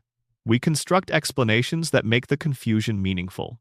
We find patterns in the chaos that allow us to see the chaos as something other than mere chaos, as the result of forces that are comprehensible, even when those forces are terrible, even when the comprehensible explanation is that someone is in a hospital room and has been there for years, building the same world over and over, even when the explanation is that this is purgatory and the process is working, slowly, on these particular souls, in ways that may not produce visible results for a very long time. The real Family Guy, the actual television program, the one that exists in the actual world, made by actual people under actual circumstances, is itself a product of forces that bear an uncomfortable resemblance to the frameworks these theories propose.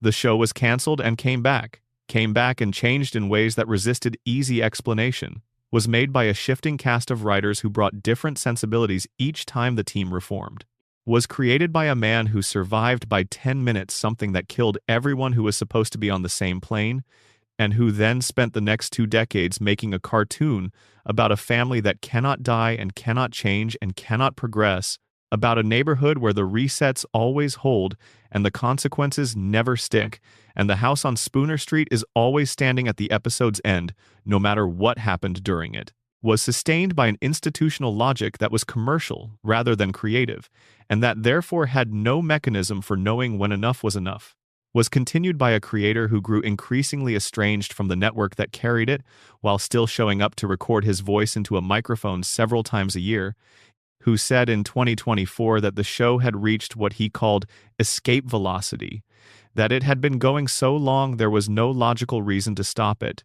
and who framed its continuation in terms of financial utility and audience demand rather than creative passion or burning necessity.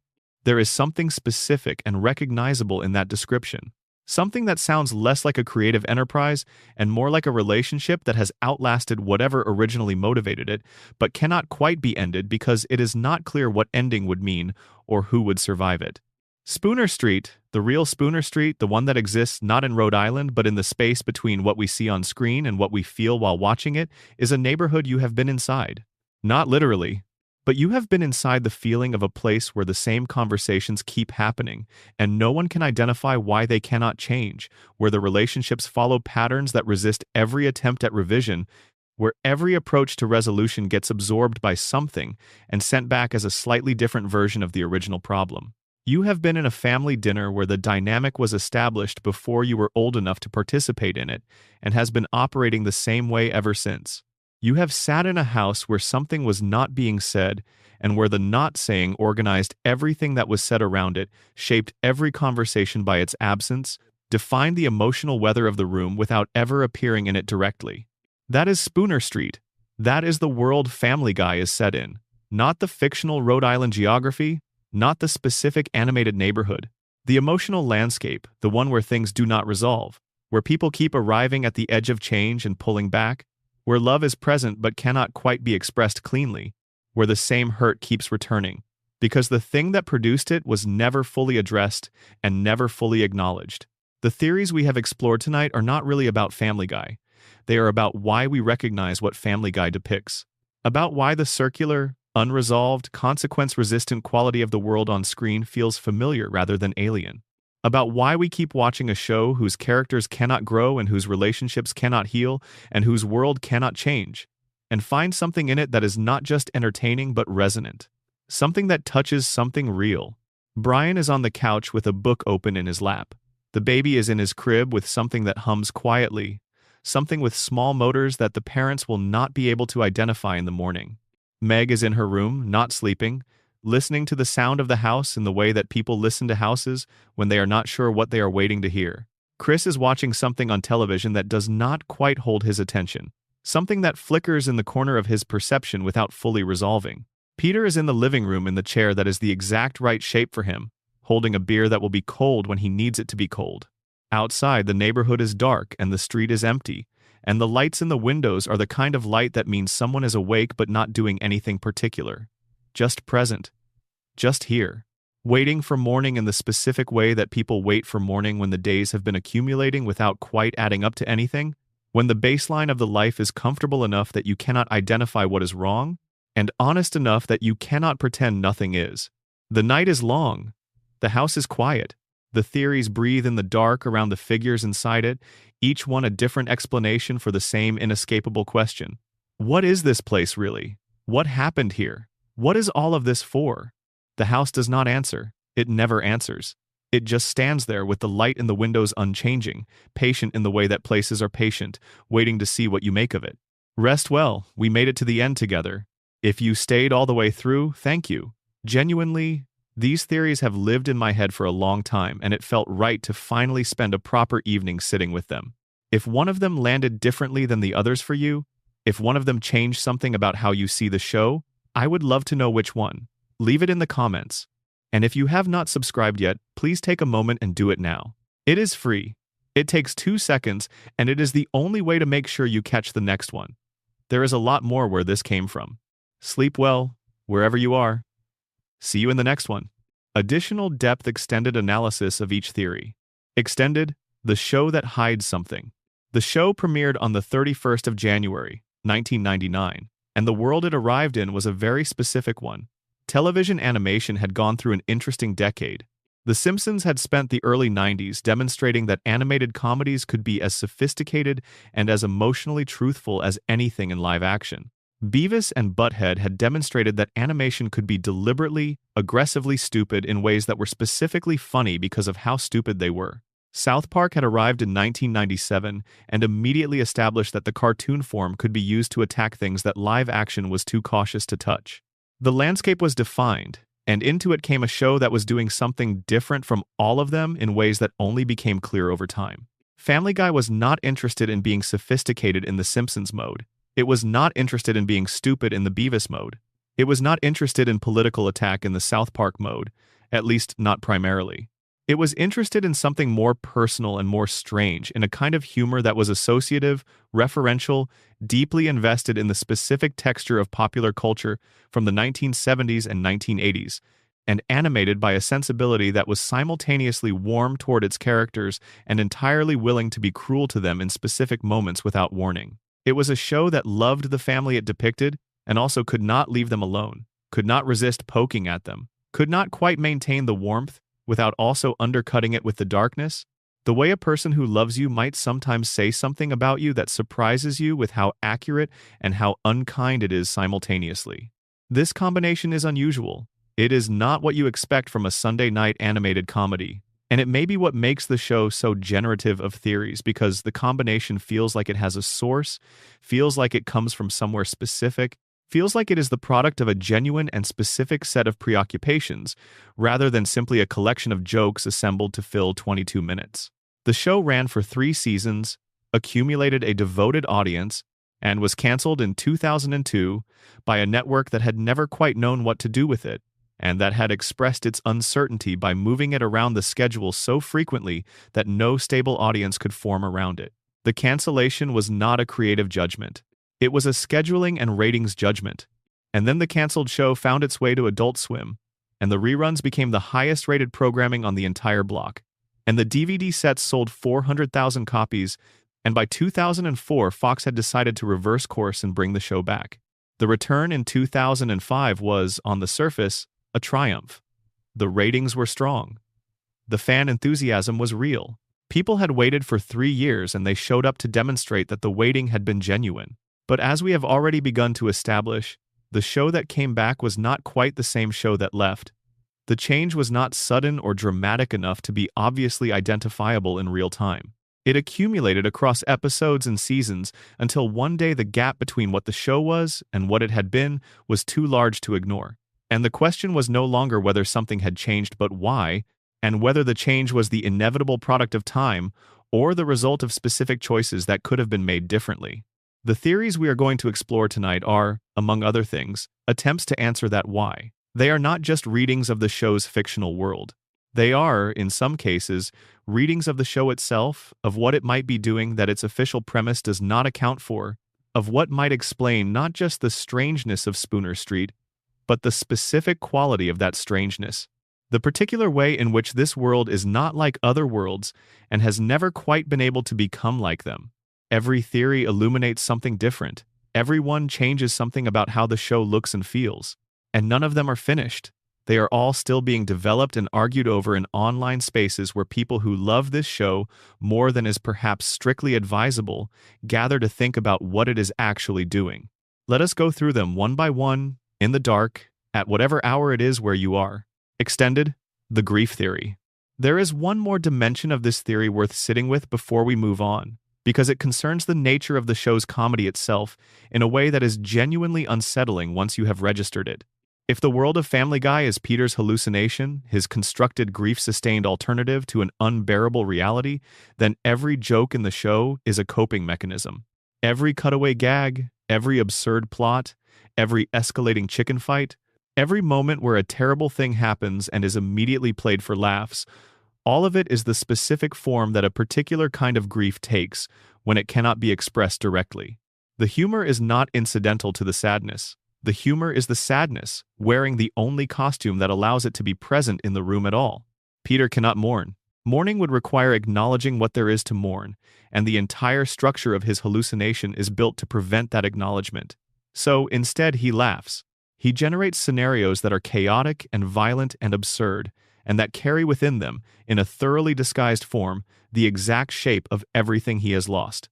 The daughter who keeps being punished for a thing she did. The son who is whole in the ways the real son was not. The wife who keeps being present and capable and managing things and staying, always staying, in the way that real Lois did not. The unborn child who is extraordinary beyond any actual possibility. The dog who is wise in all the ways that Peter's own mind used to be wise before the grief made it small. All of it is love. All of it is grief. All of it is the specific, strange shape that a person's mind makes when it is trying to protect itself from the one thing it cannot face directly. And the show's constant, relentless comedy is the protective coloration of that shape. The laughter keeps you from looking too directly at what is underneath it. The same way humor has always functioned in the presence of the unbearable, not as denial, but as the medium through which what cannot be said directly gets said anyway.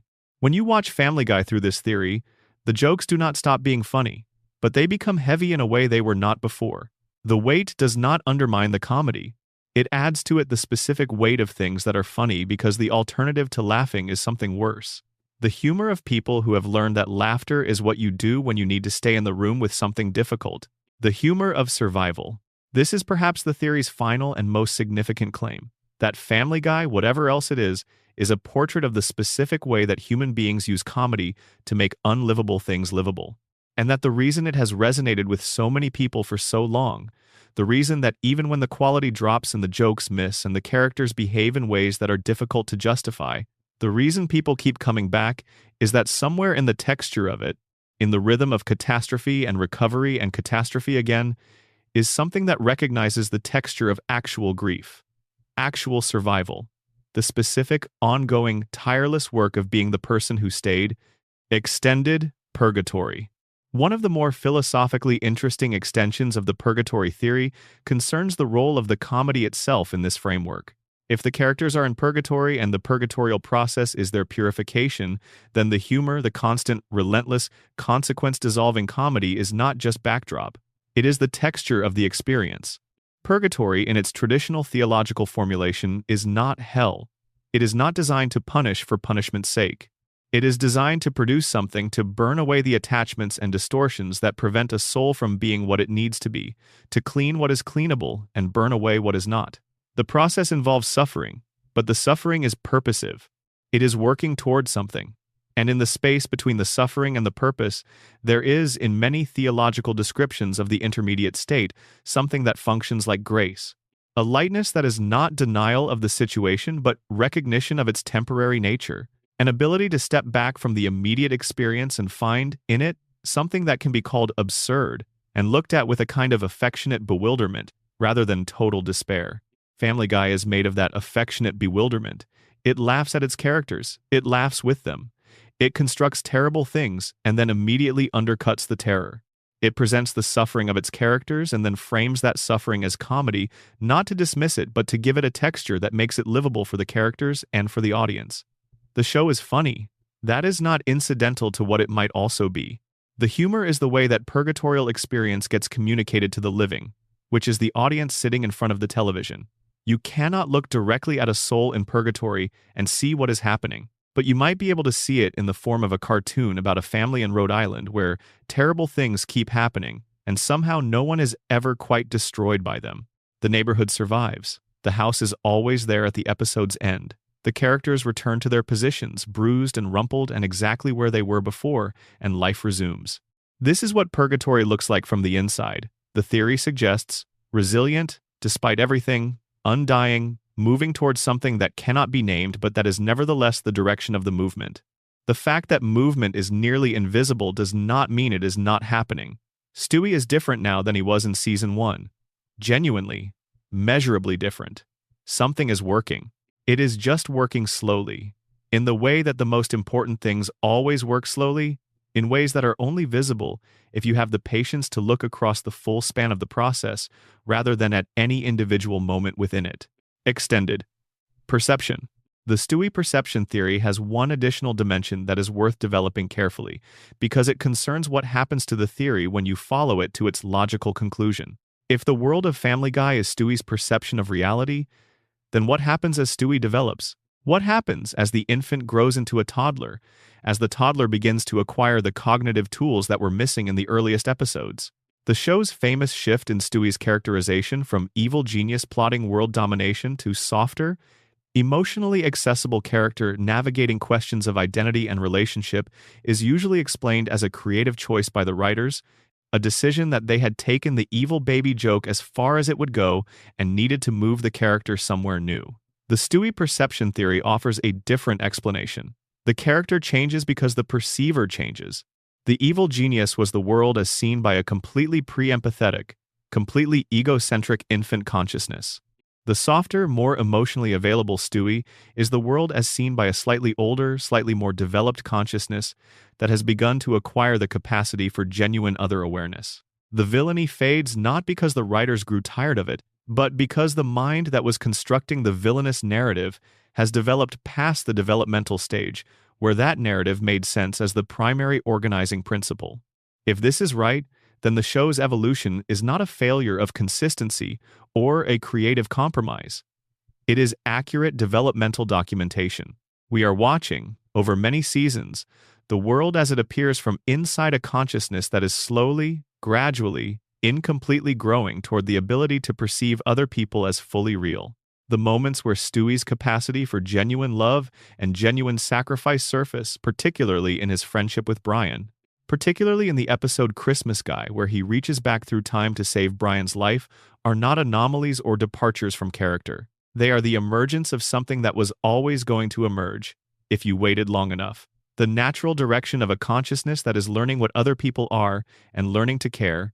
The world of Family Guy, in this reading, is a world in the process of becoming more real, slowly. imperfectly, with many setbacks and many returns to the pre-empathetic baseline, but moving, in its own halting way, towards something that can eventually be called full perception of a world that contains other people as genuinely as it contains the self. That is a strange and moving thing for a cartoon comedy to be doing. And it may be doing it without anyone involved being fully aware that it is what they are doing. Extended. The CIA theory. There is a layer of this theory that concerns the relationship between Brian's supposed origin and the show's treatment of his eventual death and resurrection, and it is worth lingering on because it changes the emotional register of that event significantly. In Season 12, Brian is hit by a car and killed.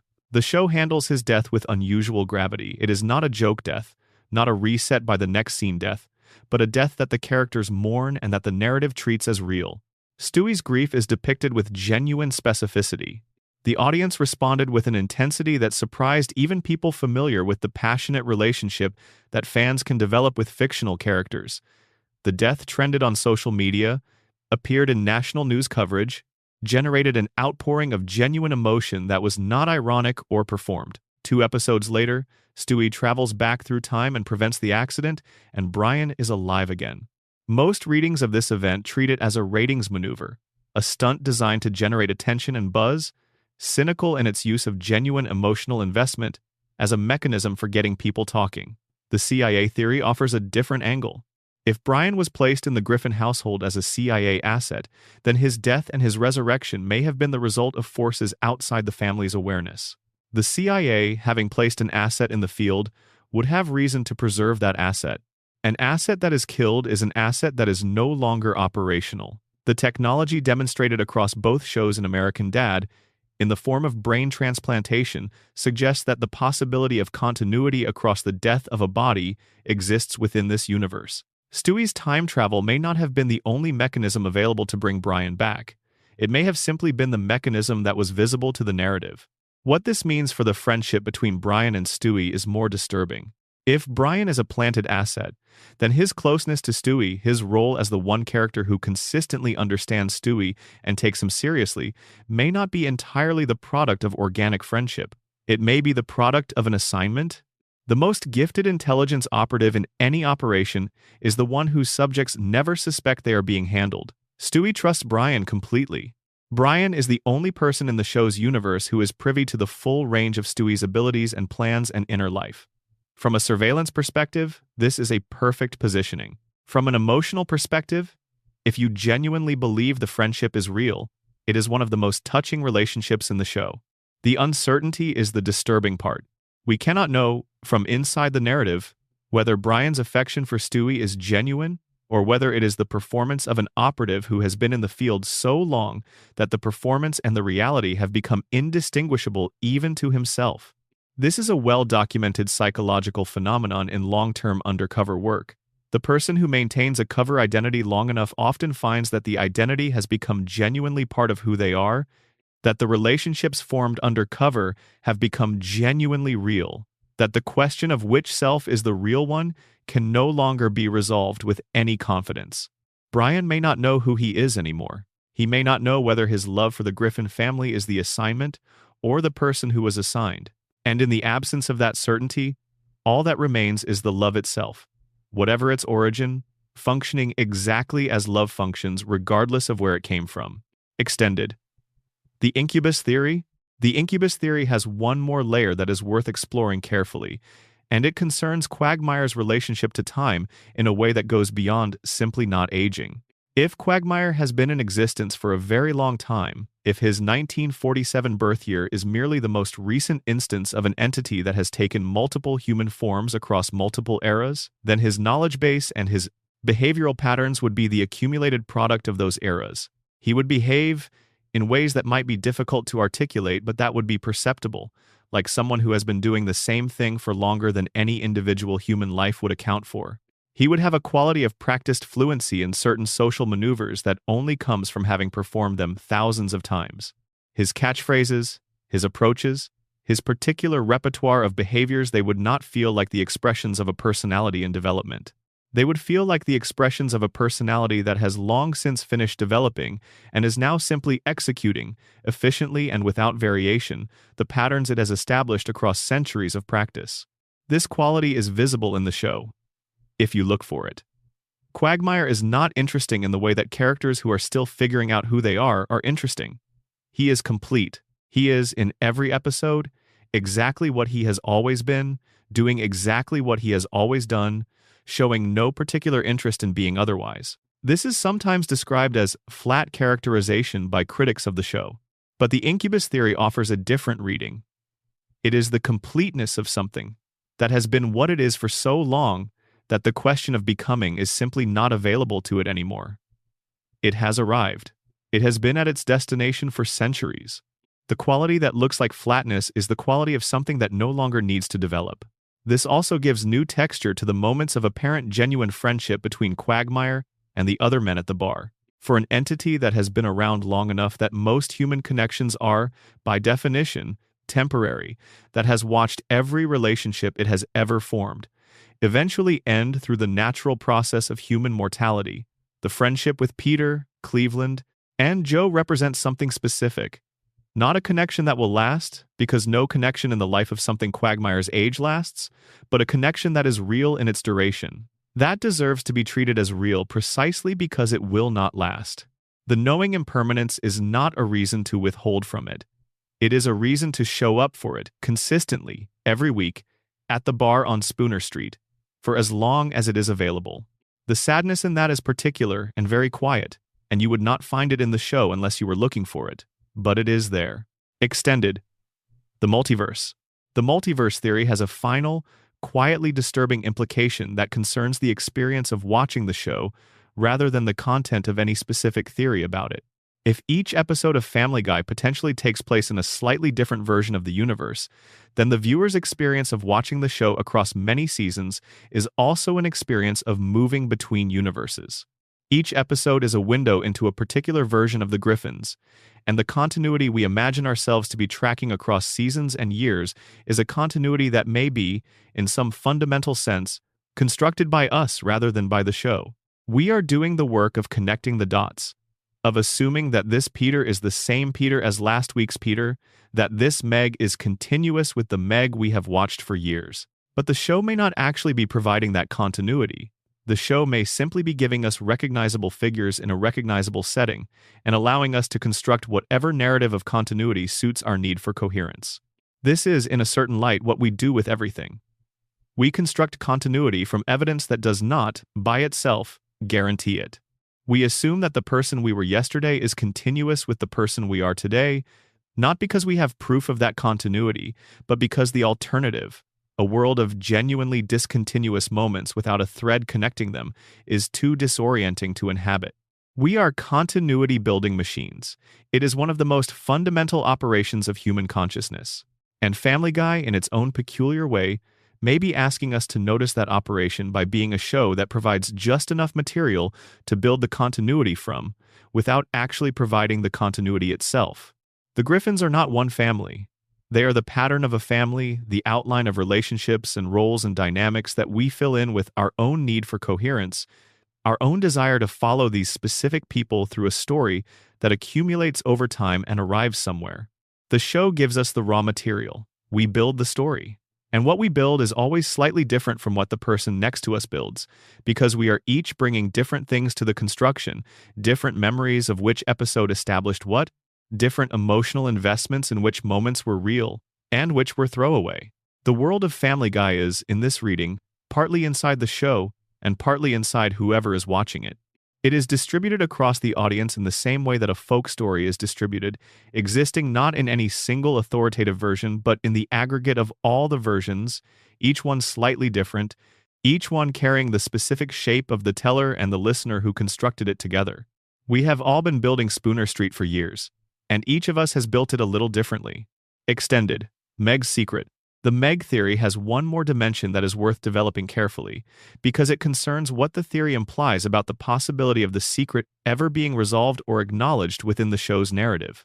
The secret, if it exists, has been maintained for the entire run of the show. That is a very long time for a secret to hold, especially one that exists within a family that is, to put it generously, not particularly skilled at subtlety or careful management of sensitive information. Peter has revealed sensitive information accidentally in countless episodes. Chris is not someone who can be trusted with a secret under any conditions. Stewie's interior monologue is available to anyone who is paying attention to it, and it is rarely private in the way that interior monologue is supposed to be private. And yet the secret holds. It holds across more than 25 years of episodes in which the Griffin household is turned inside out with some regularity. No one stumbles across evidence. No one asks the wrong question at the wrong time. No one pieces it together from the available information in the way that someone inevitably would if the show were following realistic social physics. The theory's most troubling implication is that the secret holds not because it has been perfectly concealed, but because everyone in the household already knows, at some level, and has independently made the decision not to know in the way that would require action. Peter knows, but the knowledge sits below the level where he would have to do something with it, below the level where it would require him to revise his understanding of his family and his marriage and his role in the household. Chris knows but does not have the conceptual framework to understand what he knows or what it would mean to acknowledge it. Lois knows. Obviously, she constructed the secret and has maintained it. Brian knows, because Brian was part of the construction. And Stewie knows, somewhere below the level of conscious thought, in the way that people sometimes know the most important things about themselves before they have the language to say them. Meg is the only one who might not know, or she is the only one who might have been told and not been able to process it, or she has known since she was old enough to understand and has never had a space in which to express what she knows, because the family's implicit agreement not to know things has never made an exception for her particular knowledge. The cruelty the family directs at Meg, in this reading, is not just guilt or displacement or the unconscious punishing of someone for a role she plays in a story that cannot be told. It may also be fear. The fear that living next to someone who knows the truth of a thing you are not supposed to know is always there, right there, in the house with you, could at any moment say the thing that would make everything different. The cruelty is how the family manages that fear. It is how they keep Meg at a distance that prevents the truth from surfacing in a form that would require acknowledgement. And Meg takes it. Season after season, she takes it, either because she loves her family enough to protect a secret that protects them, or because she has never been given the resources to understand that she is entitled not to, or because the taking of it has become so much a part of who she understands herself to be that stopping seems to require a complete reconstruction of her identity that she cannot yet locate the courage to begin. This is, depending on how you read it, either the saddest possible story the show could be telling, or the most human one. Extended. Creator theory. There is one more element of the creator theory that deserves careful attention before we move to our conclusion, because it illuminates something about the show's ongoing relationship to its own darkness that is easy to miss if you are not looking for it. Seth MacFarlane's survival of September 11th, 2001 produced in him, as the documented interviews and public statements make clear, not just relief but a specific and ongoing relationship to the question of why. Not the theological why, not a search for divine purpose in his survival, but the simpler, more troubling, more personal why. Why him, and not the 92 other people on the flight? He did not earn the extra 10 minutes any more than anyone else on the plane failed to earn what they got. The distinction between surviving and not surviving, in his specific case, was a travel agent's mistake and a hangover. It was nothing. It was completely random, and that randomness has to be lived with in a specific way, the way that things that are completely random but completely consequential have to be lived with, not with the comfort of a narrative but without one, in the space where a narrative should be and is simply not. The show, across its entire run, returns again and again to the question of consequence and the absence of it. Characters survive things they should not survive. Catastrophes are undone. Deaths are reversed. The show is, at one level, just using the standard cartoon logic of reversible consequence. But at another level, it may be working through the specific experience of living in a world where the most consequential things are the most arbitrary, where survival and non-survival are separated by 10 minutes and a hungover travel agent, where the question of why is genuinely unanswerable, and the only available response is to keep going anyway. The show keeps going Peter keeps surviving things that should kill him. The family keeps returning to baseline. The house is always standing.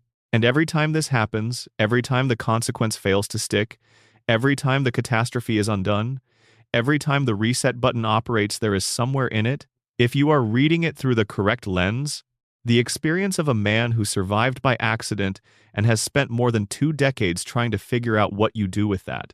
You make the cartoon. The cartoon keeps going. The house is always there at the end of the episode. That is the answer the show has found to the question it cannot answer any other way. Extended, what it all means. The most important thing about all of these theories, individually and taken together, is not whether any of them is correct. Correctness is not really the point. These theories are not discoveries about the actual intentions of the writers or the hidden structure of the show's fictional universe. They are discoveries about what the show has made available, what it has left open, what it has left unexplained, what it has declined to resolve in ways that allow a certain kind of imagination to move into the unresolved space and find something there. Every great story does this. Every story that lasts, that accumulates the kind of passionate attention that Family Guy has accumulated across 25 years. Does it not? Despite its gaps and inconsistencies, but because of them. The gaps are where we live. The unresolved spaces are where we bring ourselves, our own preoccupations, our own relationship to the questions the story is circling. The theory about Peter's grief is not about Peter Griffin. It is about the person who constructed that theory and their own relationship to grief and the ways it reshapes reality. The theory about purgatory is about whoever finds in it a framework that makes the show's circular structure feel meaningful rather than frustrating. The theory about Stewie's perception is about whoever recognizes in it the specific experience of being inside a consciousness that is still learning what the world contains. These theories are self-portraits as much as they are readings of a text. They tell us what we bring to the show as much as what the show contains. And what we bring is enormous decades of watching, years of emotional investment in fictional people who cannot die and cannot grow and cannot quite become what we sometimes believe they are trying to become. The house on Spooner Street is made partly of what the writers put there and partly of what we have added over the years in the spaces they left for us to fill. It is a collaborative construction, a house that more people have contributed to than anyone can count, built up across a quarter-century of Sunday nights and Wednesday nights and late-night rewatches and online discussions and theories and counter-theories and the simple, ongoing fact of watching. It stands. Whatever it is, it stands. In the dark at the end of the street with the lights in the windows, the family inside it doing what they always do, the world outside it continuing to be whatever the world is, the night continuing around all of it, including around wherever you are right now. Take a breath. Close your eyes if you want to. Let the neighborhood settle into whatever it settles into when you are not actively watching it. The house will still be there in the morning. Bonus section. The chicken fights as psychic manifestation. There is a recurring element of Family Guy that has been discussed endlessly in terms of its comedy value and its structural function, but that has never been satisfactorily explained within the show's narrative logic. The fights between Peter Griffin and Ernie the Giant Chicken are not jokes in the conventional sense. They are something else extended. City-destroying physical confrontations that erupt at irregular intervals across the show's entire run, that last for many minutes and cause catastrophic real-world damage, that resolve without any lasting consequence, and that are always initiated by a grudge that originated with a coupon. The first chicken fight occurred in Season 2, in the episode Da Boom itself, the episode at the center of the canonical apocalypse theory we discussed earlier. Peter, during the apocalyptic sequence, encounters Ernie, and the fight begins. Subsequent encounters have taken place in restaurants, on city streets, in international locations, in outer space. The fights escalate with each iteration. The damage they cause grows with each encounter, and yet the chicken keeps appearing, and Peter keeps fighting him, and neither of them ever reaches anything that could be called a resolution. The fan theory that addresses this specific element of the show argues that the chicken fights are not physical events at all. They are the externalization of Peter's internal conflict, specifically his conflict about the legitimacy of his own existence and his own authority in the world. The specific origin of the grudge and expired coupon is key to this reading. A coupon is, in economic terms, a form of institutional validation. It says, you are authorized to receive this thing. Your claim is recognized. When Peter's coupon turns out to be expired, the message is, Your claim is not legitimate. Your authorization has lapsed. You do not get what you thought you were owed. And Peter, whose entire relationship to his own authority has always been tenuous, who is always, at some level, aware that he is not quite adequate to the roles he occupies, not quite the father he should be, not quite the husband he should be, not quite the person of consequence he imagines himself to be, receives this as something much larger than a trivial commercial disappointment. He receives it as confirmation of the fear he carries, that his claim to anything is not legitimate, that his authorization expired some time ago and he has simply been operating on borrowed time. The chicken, in this reading, is that fear. It keeps coming back because the fear keeps coming back. It takes the form of a large, formally dressed rooster because Peter's mind, which we have already, in previous sections, established as a machine for translating unbearable things into bearable narrative, has given the fear a face and a body and a specific, actionable problem that can be physically confronted. You cannot punch your own inadequacy. You cannot wrestle your existential anxiety into submission. But you can fight a giant chicken. You can take the full force of everything you are afraid of and hit it in the face repeatedly until one of you is temporarily defeated. And then it comes back. Because the fear comes back, because that is what fears do, and you fight it again, and the city sustains damage, and nothing is resolved. The fights are always spectacular. They are always filmed with a kind of loving, extended attention that the show gives to almost nothing else. The chicken is always approximately Peter's equal, always capable of matching him, always capable of nearly winning, never quite winning. This balance is also significant in the theory's framework. The fear is large enough to require a genuine fight but small enough that the fight can, with effort, be survived. Peter always barely prevails, which is what coping looks like from the inside. Not elimination of the fear, not resolution of the underlying anxiety. Simply surviving another encounter with it, scraped and battered and covered in the debris of whatever was in the vicinity when the encounter happened, and returning to the couch to watch television while the city repairs itself around him. The fact that the show treats these sequences as pure comedy is among the most celebrated and most rewatched recurring bits in the show's history is consistent with everything we have established about Family Guy's relationship to its own darkness. The chicken fights are funny. They are spectacular and physical and inventively choreographed, and they get genuine laughs. And underneath all of that, in the framework these theories collectively propose, they are a portrait of a man who cannot stop fighting something he has never been able to name. Bonus section. The town itself, what Quahog might really be. Most of the theories we have explored tonight focus on individual characters and their specific circumstances. But there is a theory that takes a wider view. One that asks questions not about any particular person, but about the town itself, about what kind of place Spooner Street and its surrounding community actually is, about what the geography of the show's fictional world suggests when you look at it from a sufficient distance. The town of Quahog, Rhode Island is fictional. There is a real Rhode Island, and there are real Rhode Island towns that share some of its features, but Quahog itself does not exist on any real map. This is standard for animated comedies. Springfield is not a real place. Arlen is not a real place. The town of South Park is based on a real Colorado town, but is not precisely it. The fictional town is a useful narrative device that allows the show's writers to control the geography, to add or remove features as needed, to maintain the right distance from the constraints of actual real-world places. But the theory in question notes something about Quahog that is not just the standard freedom of a fictional setting. Quahog has a specific quality of impermeability. People come into it new characters, visiting relatives, occasional celebrities, but people rarely leave it in any permanent sense. The major characters of the show remain in Quahog across the entire run. They go places on vacation, on adventures, on the road to episodes that take Brian and Stewie to different parts of the world or different parts of the universe, but they always come back. The town exerts a gravitational pull that no character has successfully escaped. This is not just the narrative convenience of a show that needs its characters to remain in proximity to each other. It has a quality that exceeds convenience, a quality that feels, to some fans, like something in the world of the show that actively prevents departure. As though the town is not just a setting but a condition. As though the characters are in Quahog not because they have chosen to be there and keep choosing to remain there, but because leaving is not something that is actually available to them, whatever it might appear from the outside.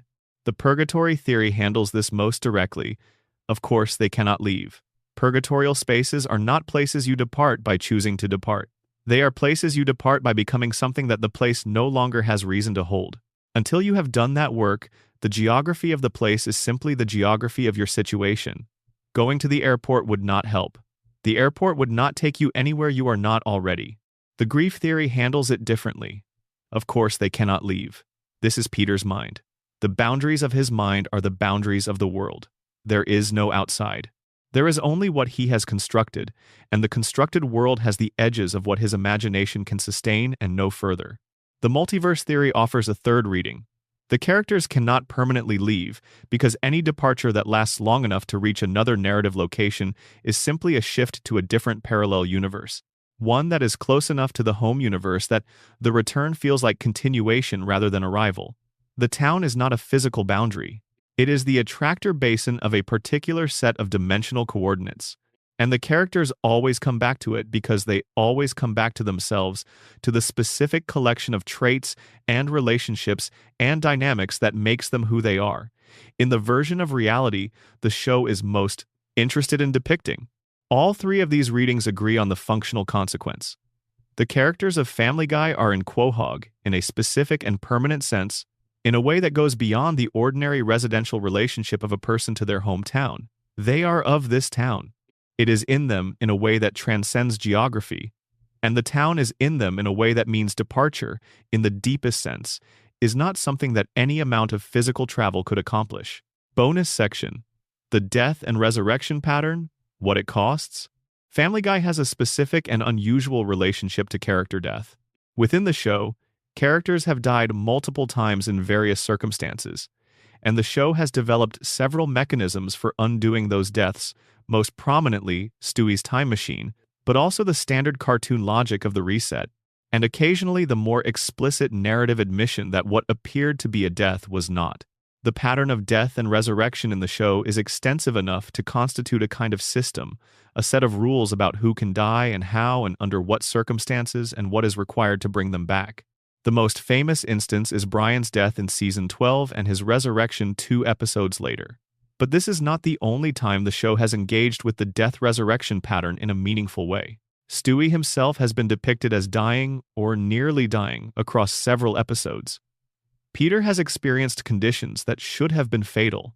The show has gestured at death and pulled back from it repeatedly, establishing through that pattern a kind of economy of consequence, an implicit promise that there are conditions under which death is real and conditions under which it is not. The theory about this pattern argues that it is not arbitrary. It argues that the death-resurrection cycle in Family Guy is the externalization of a specific psychological truth about grief, that the people we lose are not permanently absent from our inner life. They come back. They come back in dreams, in memories, in moments when we hear something that makes us turn around expecting to see them. They come back in the features of strangers who remind us of them. They come back in the recurring situations that made them who they were in our experience of them. They do not stay dead in the way that the physical fact of their death would suggest they should. Peter's hallucination, if the grief theory is correct, is an extreme instance of this ordinary phenomenon.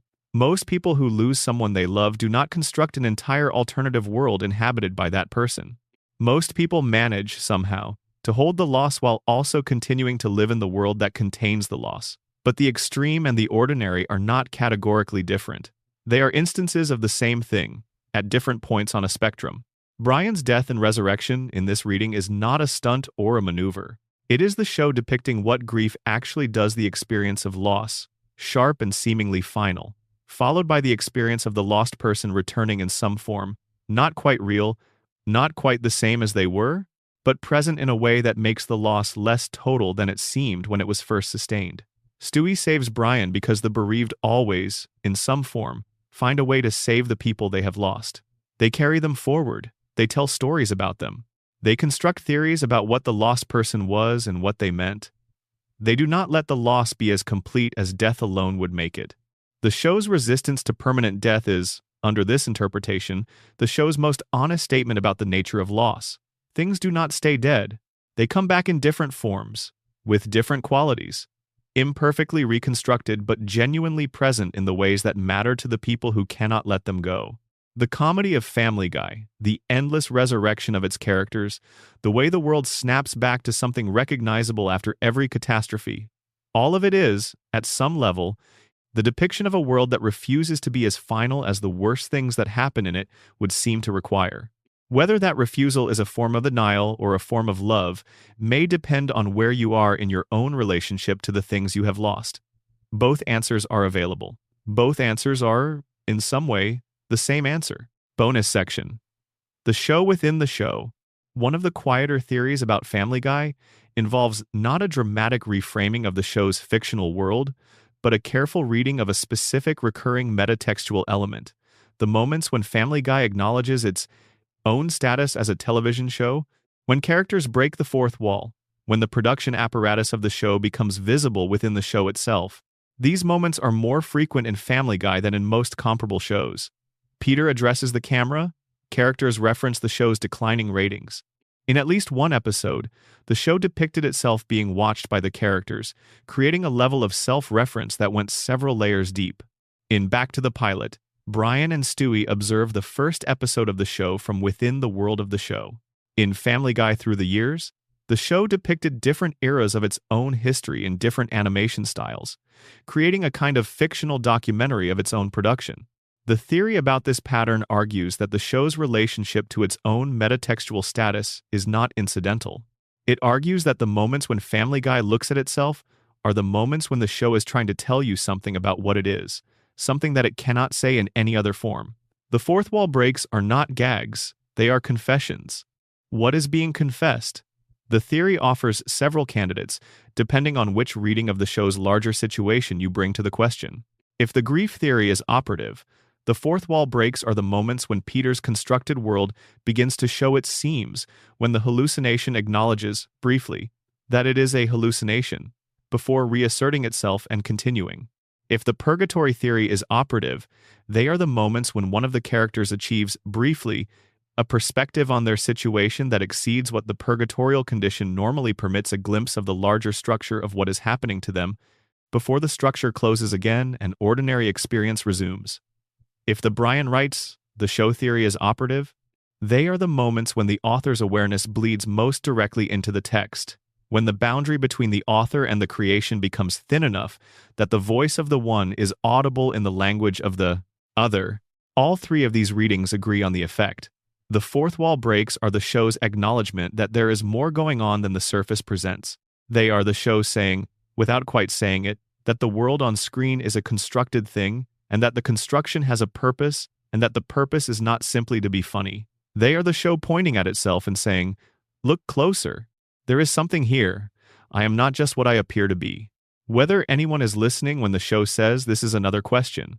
Most of the time, the laugh track reasserts itself and the moment passes and the next joke arrives.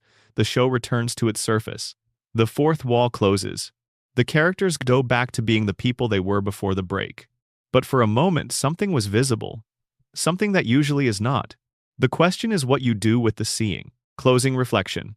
We have reached the end, or something that functions as an end.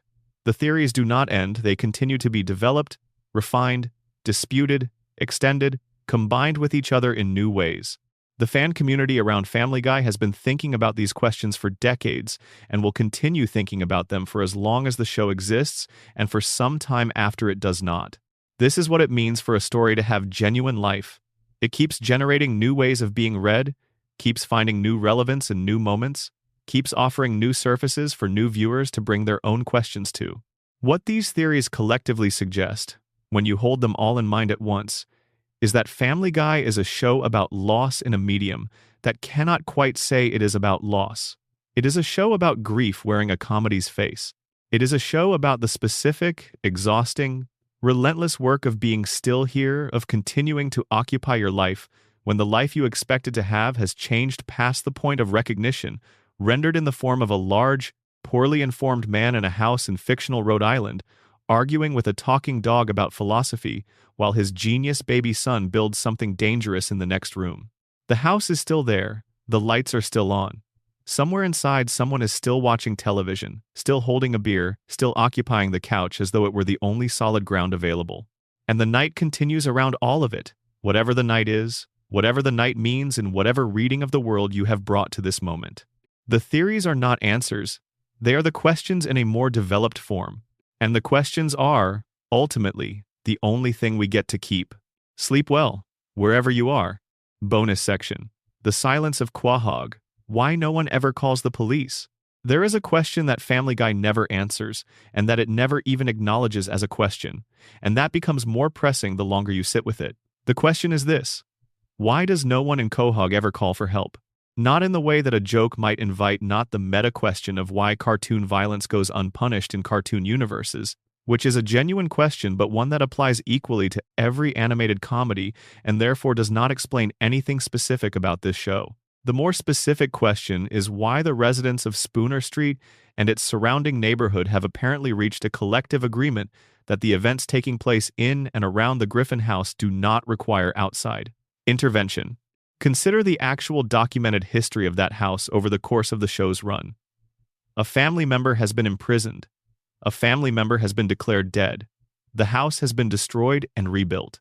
Peter has caused explosions, vehicular incidents, fires, and structural collapses on a regular basis.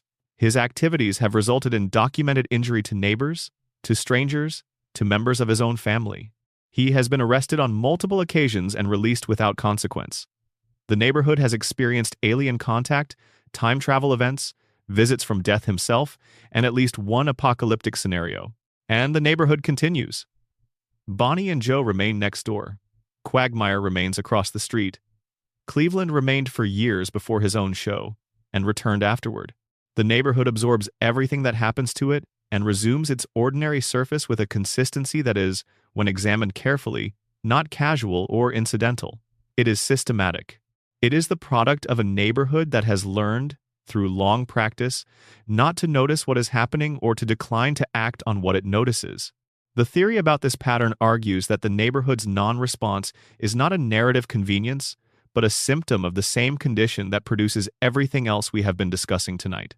If the world is a hallucination, the neighbors are part of the hallucination. They do not intervene, because hallucinatory figures do not have genuine independent agency, cannot genuinely perceive what is happening, cannot take action that goes beyond the role the hallucinating mind has assigned them.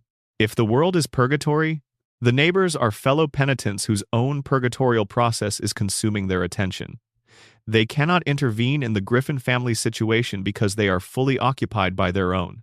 If the world is Stewie's perception, the neighbors are objects of perception rather than independent agents. They do what the perceiving mind expects them to do, which is mostly to exist as backdrop. But the most interesting reading of the neighborhood's silence is the one that treats it as collective consent. The neighbors know what is happening at the Griffin house. They have always known. They have made a decision, collectively and without explicit discussion, to let it continue, not because they are indifferent, but because they understand that what is happening there is necessary. That the chaos and the damage and the constant turbulence of the Griffin household is the specific form that something important is taking, and that interfering with it would be interfering with something that needs to be allowed to continue.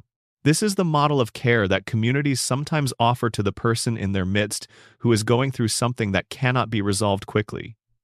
You do not intervene. You remain present. You are there if asked. You watch from the right distance and you do not force anything to a resolution before the resolution is ready to arrive. You trust the process, even when the process looks like a man accidentally setting fire to his own kitchen for the 14th time. The neighbors of Spooner Street are, in this reading, practicing a very old and very quiet form of solidarity. They do not call the police because calling the police would end something that is not yet finished. And they have, somehow, in the specific way that people who live close enough to one another, for long enough sometimes develop, arrived at an understanding of that truth. Bonus section: Lois, the anchor, and the mystery. Among all the characters in the Griffin household, Lois has received the least theoretical attention, and this may be because she is the character whose surface most successfully conceals what is underneath it. She presents, for most of the show's run, as the most functional member of the family, the one who manages the household, maintains relationships, sets expectations, provides continuity. She is the gravity around which the rest of the family orbits. But the theories we have been building throughout this exploration have significant implications for Lois that have not yet been fully developed. Under the grief theory, Lois is Peter's most painful construction, the presence whose continued existence in the hallucination is the evidence of what is most unbearable in the real world. She is there because she is not there. She is perfect in the specific way that grief makes the lost person perfect, no longer subject to the actual complications and conflicts of lived relationship, preserved at the moment of loss in the form that Peter needs her to be, capable of being hurt and forgiving him, and continuing to be present in ways that the real Lois, wherever she is, may no longer be. The fact that Lois in the show is not quite perfect, that she has her own selfish moments, her own failures, her own cruelties in the later seasons, does not undermine this reading. It complicates it productively. The grief-constructed Lois is not idealized in the simple sense. She is idealized in the way that memory actually idealizes. Imperfectly, with the subject's real qualities present but softened, with the difficult moments accessible but not dominant, with the overall texture shaped by what Peter needs her to be, rather than what she necessarily was. Memory does not erase the person's flaws. It rearranges the proportion. The flaws are there, but they do not have the same weight they had in the lived experience. They become bearable, manageable, part of a portrait that is ultimately loving even when it is not always flattering. Under the purgatory theory, Lois's punishment is subtler than Peter's. Peter's punishment is legible: his stupidity, his impulsiveness, his constant production of chaos that he did not intend and cannot fully control. These are the exaggerations of his actual flaws, turned up enough to be recognizable as purgatorial work. Lois's flaws are less dramatic, but her purgatorial burden may be heavier in some ways. She is the competent one in a household that constantly requires competence. She is the managing one in a situation that constantly requires management. She is capable of maintaining what she is supposed to maintain, and the capability is part of the purgatory, the ongoing requirement to keep managing, to keep maintaining, to keep being the functional center of a system that will not stabilize, no matter how much effort she invests. This is a recognizable form of purgatory. Many people know it from their own lives, the experience of being the person who keeps things together, whose competence makes them indispensable, whose indispensability means the keeping together never ends. It is exhausting in a way that is difficult to articulate because the exhaustion is inseparable from the capability that produces it. You cannot resolve it by becoming less capable. You can only resolve it by arriving, somehow, at a relationship to the capability that is no longer primarily about what the capability is called upon to do. Lois has not arrived there yet. She keeps showing up. She keeps managing. The house keeps requiring it. And this is, in its own way, a portrait of genuine love. The love that shows up and manages and keeps things going, not because the showing up is easy, but because the not showing up is simply not available to it. Bonus section: What the Road to episodes know. The Road to episodes of Family Guy, the special adventure stories featuring Brian and Stewie traveling together to different locations, and, in later entries, different time periods and dimensions, are consistently ranked among the best episodes the show has ever produced. They are also the episodes that most openly operate according to a different set of rules from the rest of the show. In a standard episode of Family Guy, the characters are in Quahog. They interact with their established relationships, face a conflict that is resolved by episode's end, and return to baseline. The Road to episodes remove Brian and Stewie from all of that, from the house, from the family, from the specific constraints of their usual roles, and place them in an environment where they are simply two people moving through a world that is responsive to who they are, rather than who they are in their established context. What the Road to episodes seem to understand, and what the theory about them argues explicitly, is that Brian and Stewie are more themselves when they are away from Spooner Street than when they are on it. The constraints of the household, the roles they are expected to play, the relationships they are expected to maintain, the specific ways their existence is organized by their position within the family structure are not incidental to who they are in the regular episodes. They are constitutive. Brian at home is the failed writer who drinks too much and gives bad advice and yearns for things he cannot quite reach. Brian on the road is something else, more capable, more genuinely funny, more aligned with the version of himself that the early seasons suggested he could be. Stewie at home is increasingly, across the later seasons, a character without a clear identity, the evil genius who has been retired, the emotional adolescent who has not quite arrived, the person between two versions of himself without a clear trajectory from one to the other. Stewie on the road is completely himself. He is competent, resourceful, genuinely affectionate, capable of the full range of his actual intelligence and his actual emotional depth. He knows who he is when he is on the road in a way that he does not know when he is sitting in the living room at home. The theory about this pattern argues that the Road to episodes are the show's unconscious acknowledgement of what the house costs its inhabitants. That Spooner Street is not just a home, but a constraint.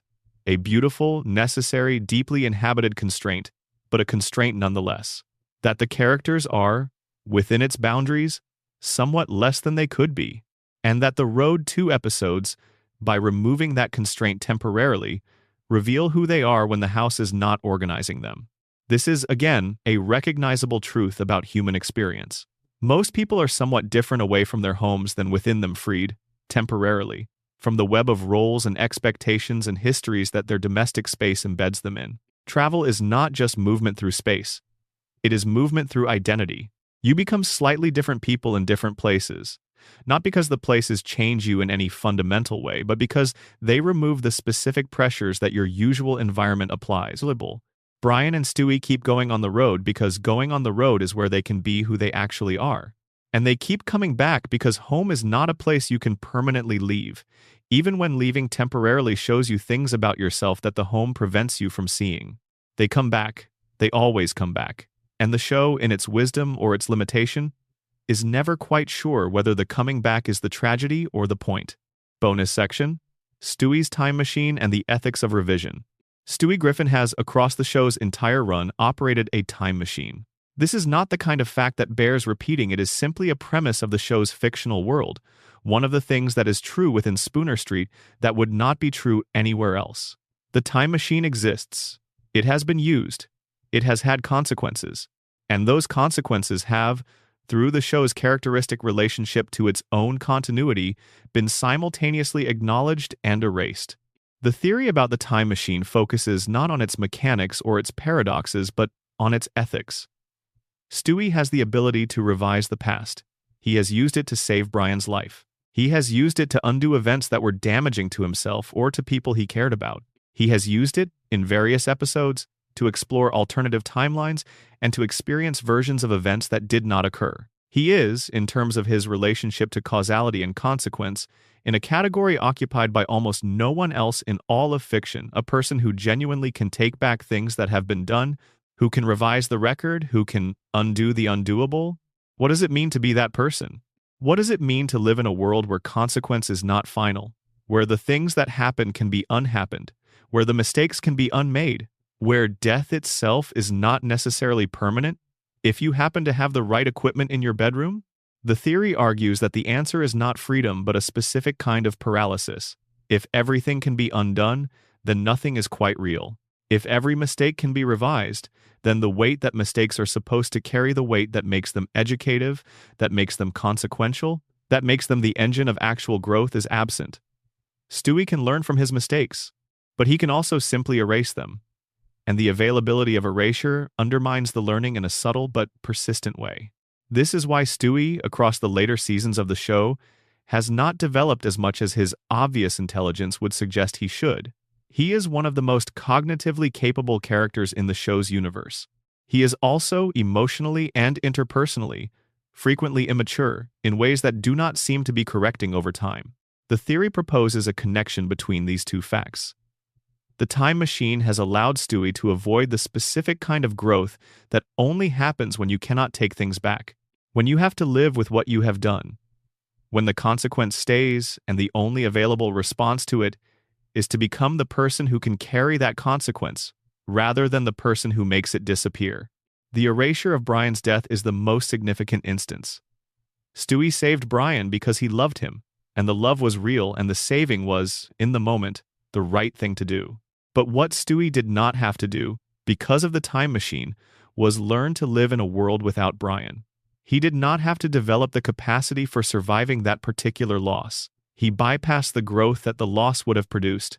And so he remains, for all his brilliance, someone who has never quite had to be the person that unbearable things make you become when you cannot make them unbearable.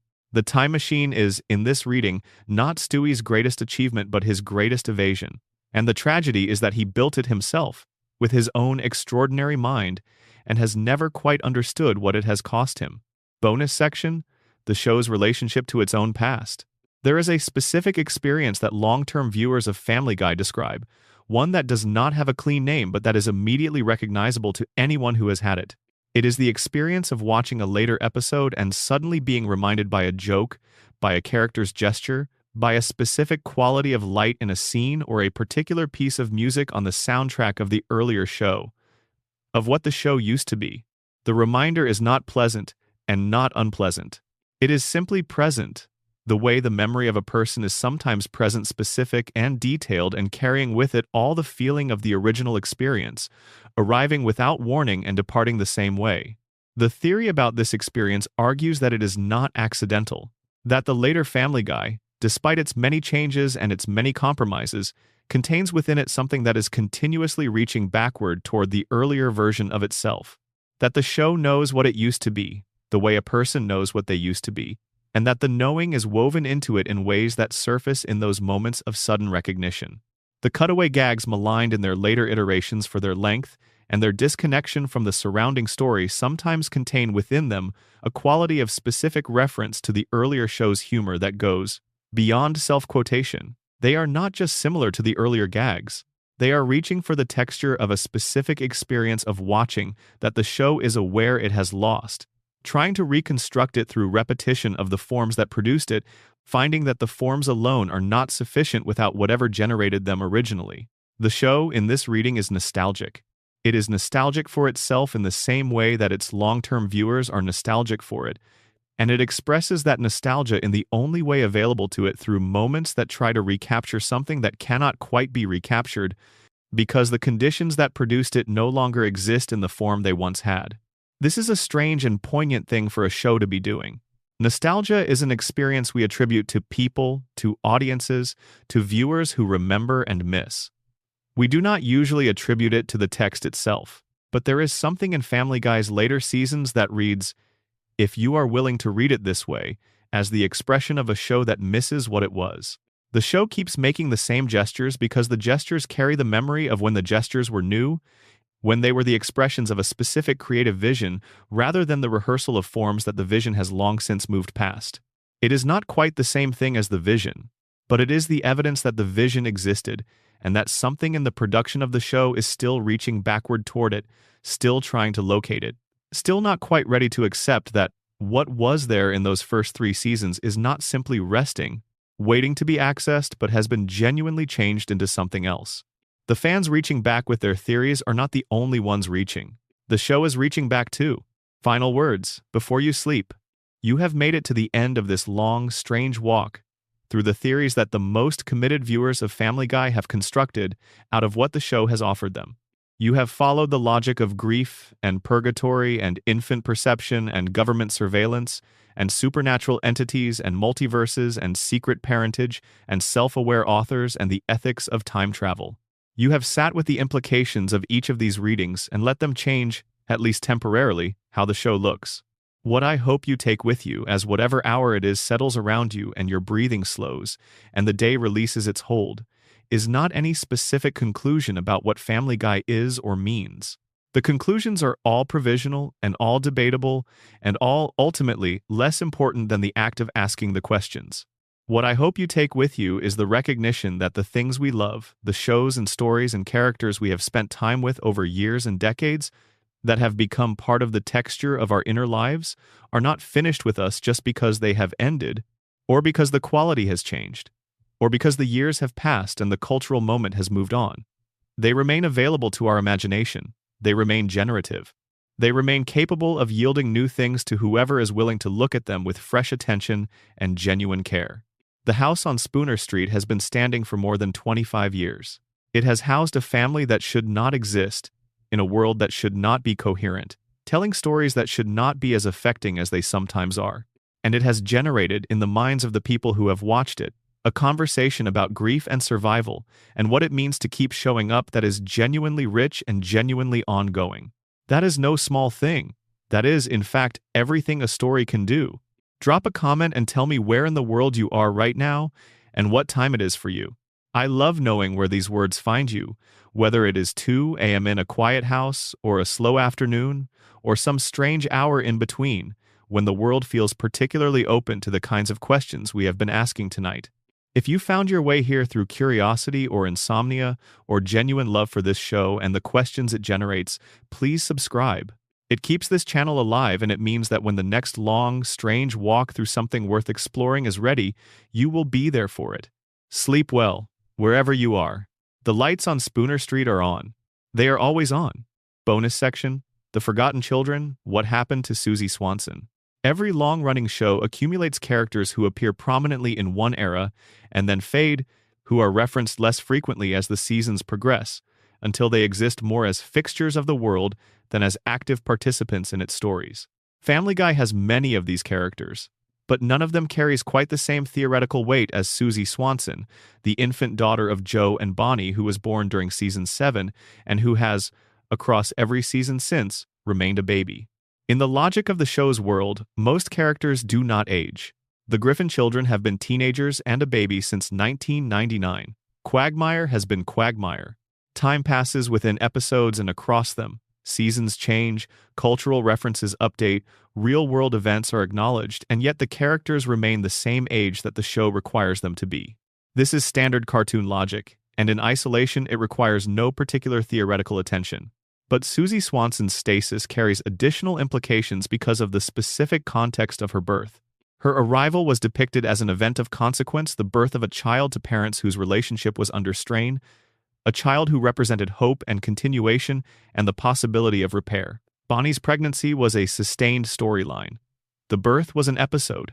And then Susie arrived and grew no older and gradually faded from the center of the show's attention. The theory about Susie argues that her permanent infancy is not just the standard application of cartoon time logic, but a specific choice that reflects something about what the show understands about hope.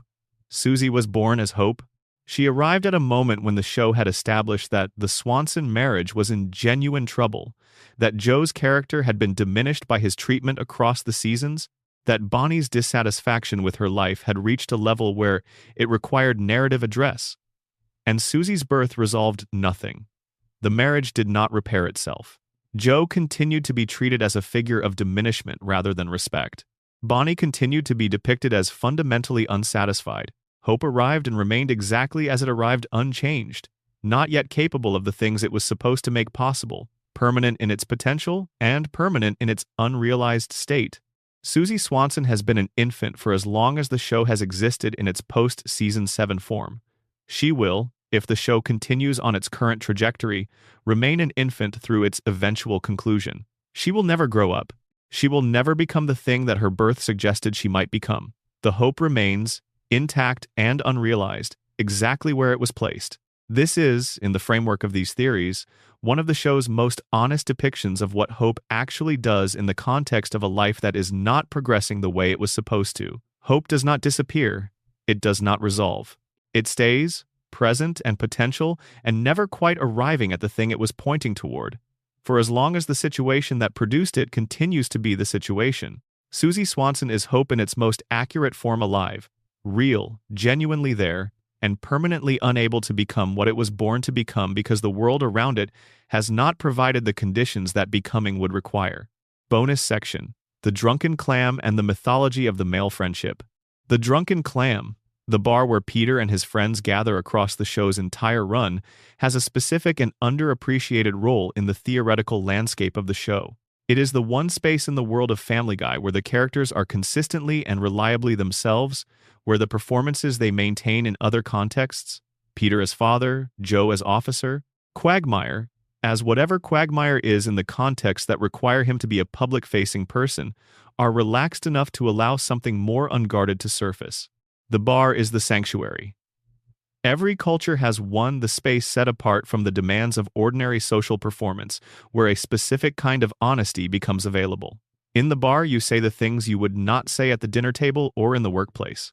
You admit the things that your more managed presentation of yourself would not permit. You are, in the specific and limited sense that a bar allows, real. The theory about the Drunken Clam and the friendships it houses argues that these friendships are the emotional center of the show in a way that the family relationships, for all their dramatic prominence, are not.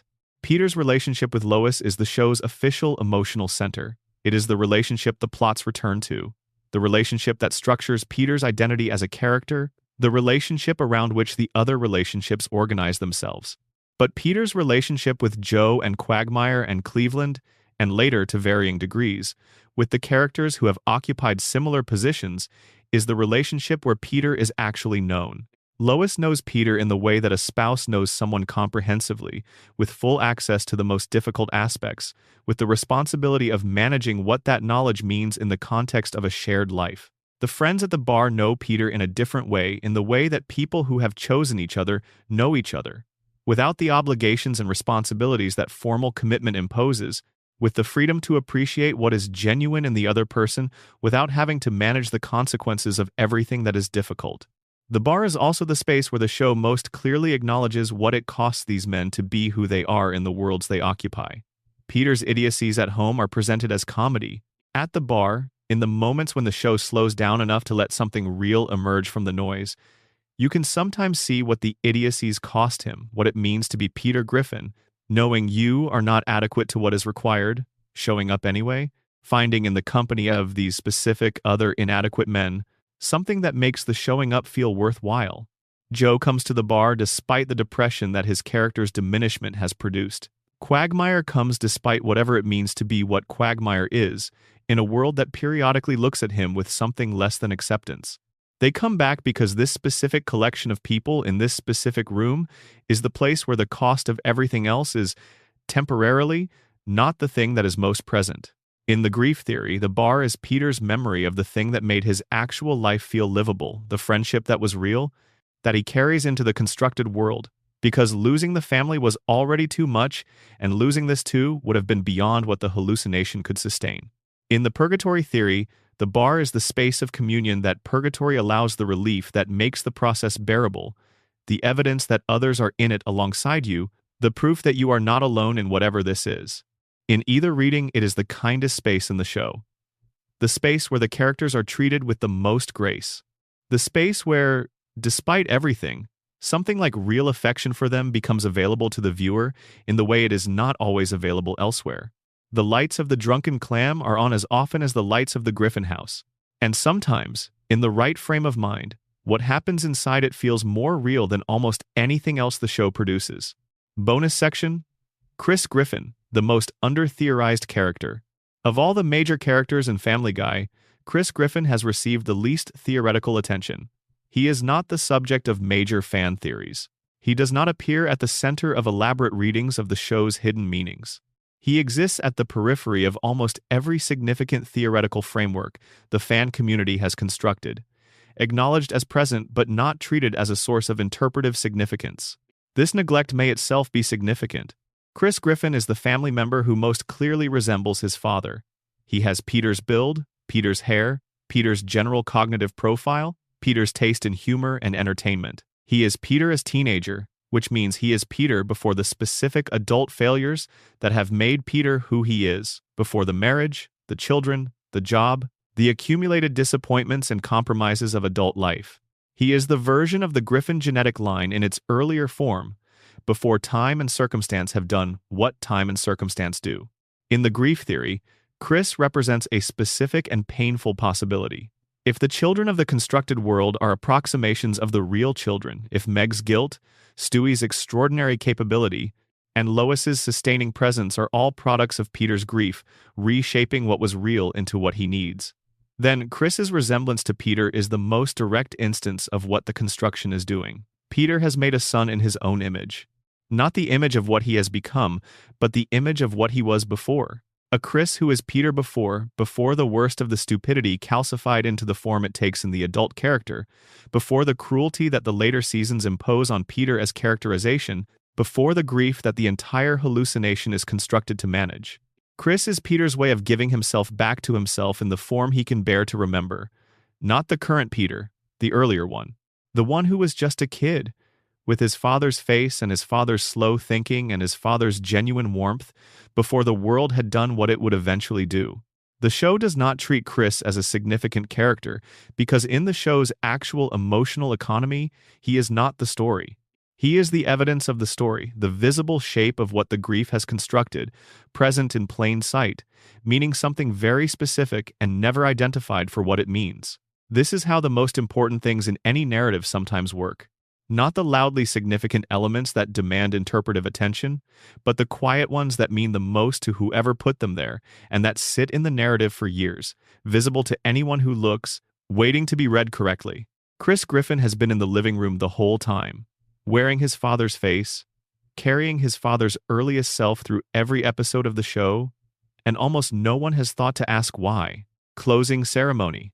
At the end of any long exploration, there is a moment of stillness before the return to ordinary life. You have traveled far tonight through grief and purgatory and the perception of an infant genius and the hidden identities of people who seem to be one thing and may be another entirely.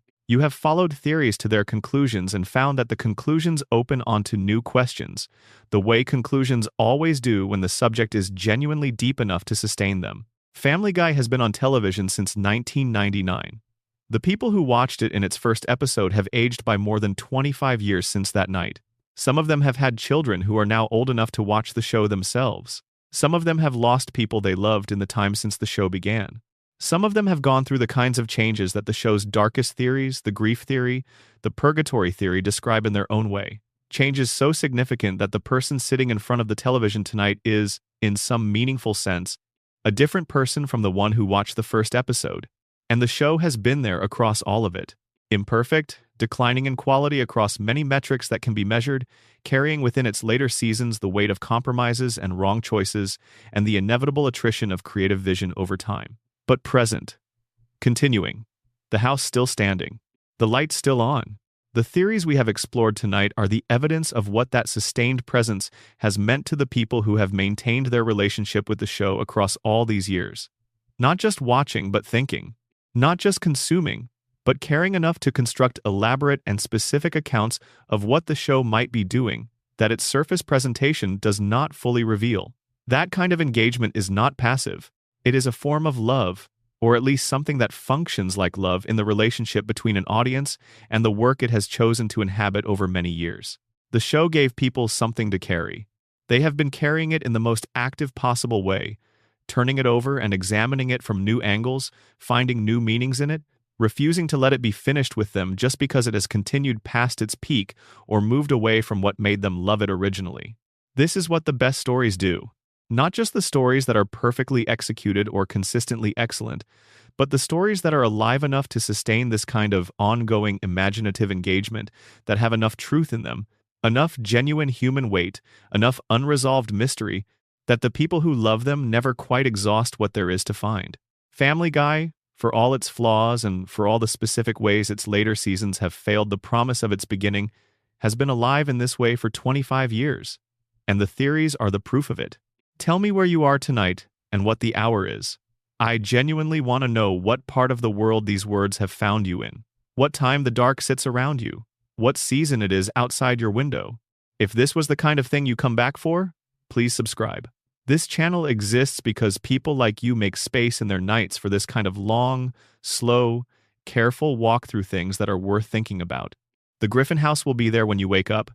The theories will still be generating. The questions will still be open. Sleep well.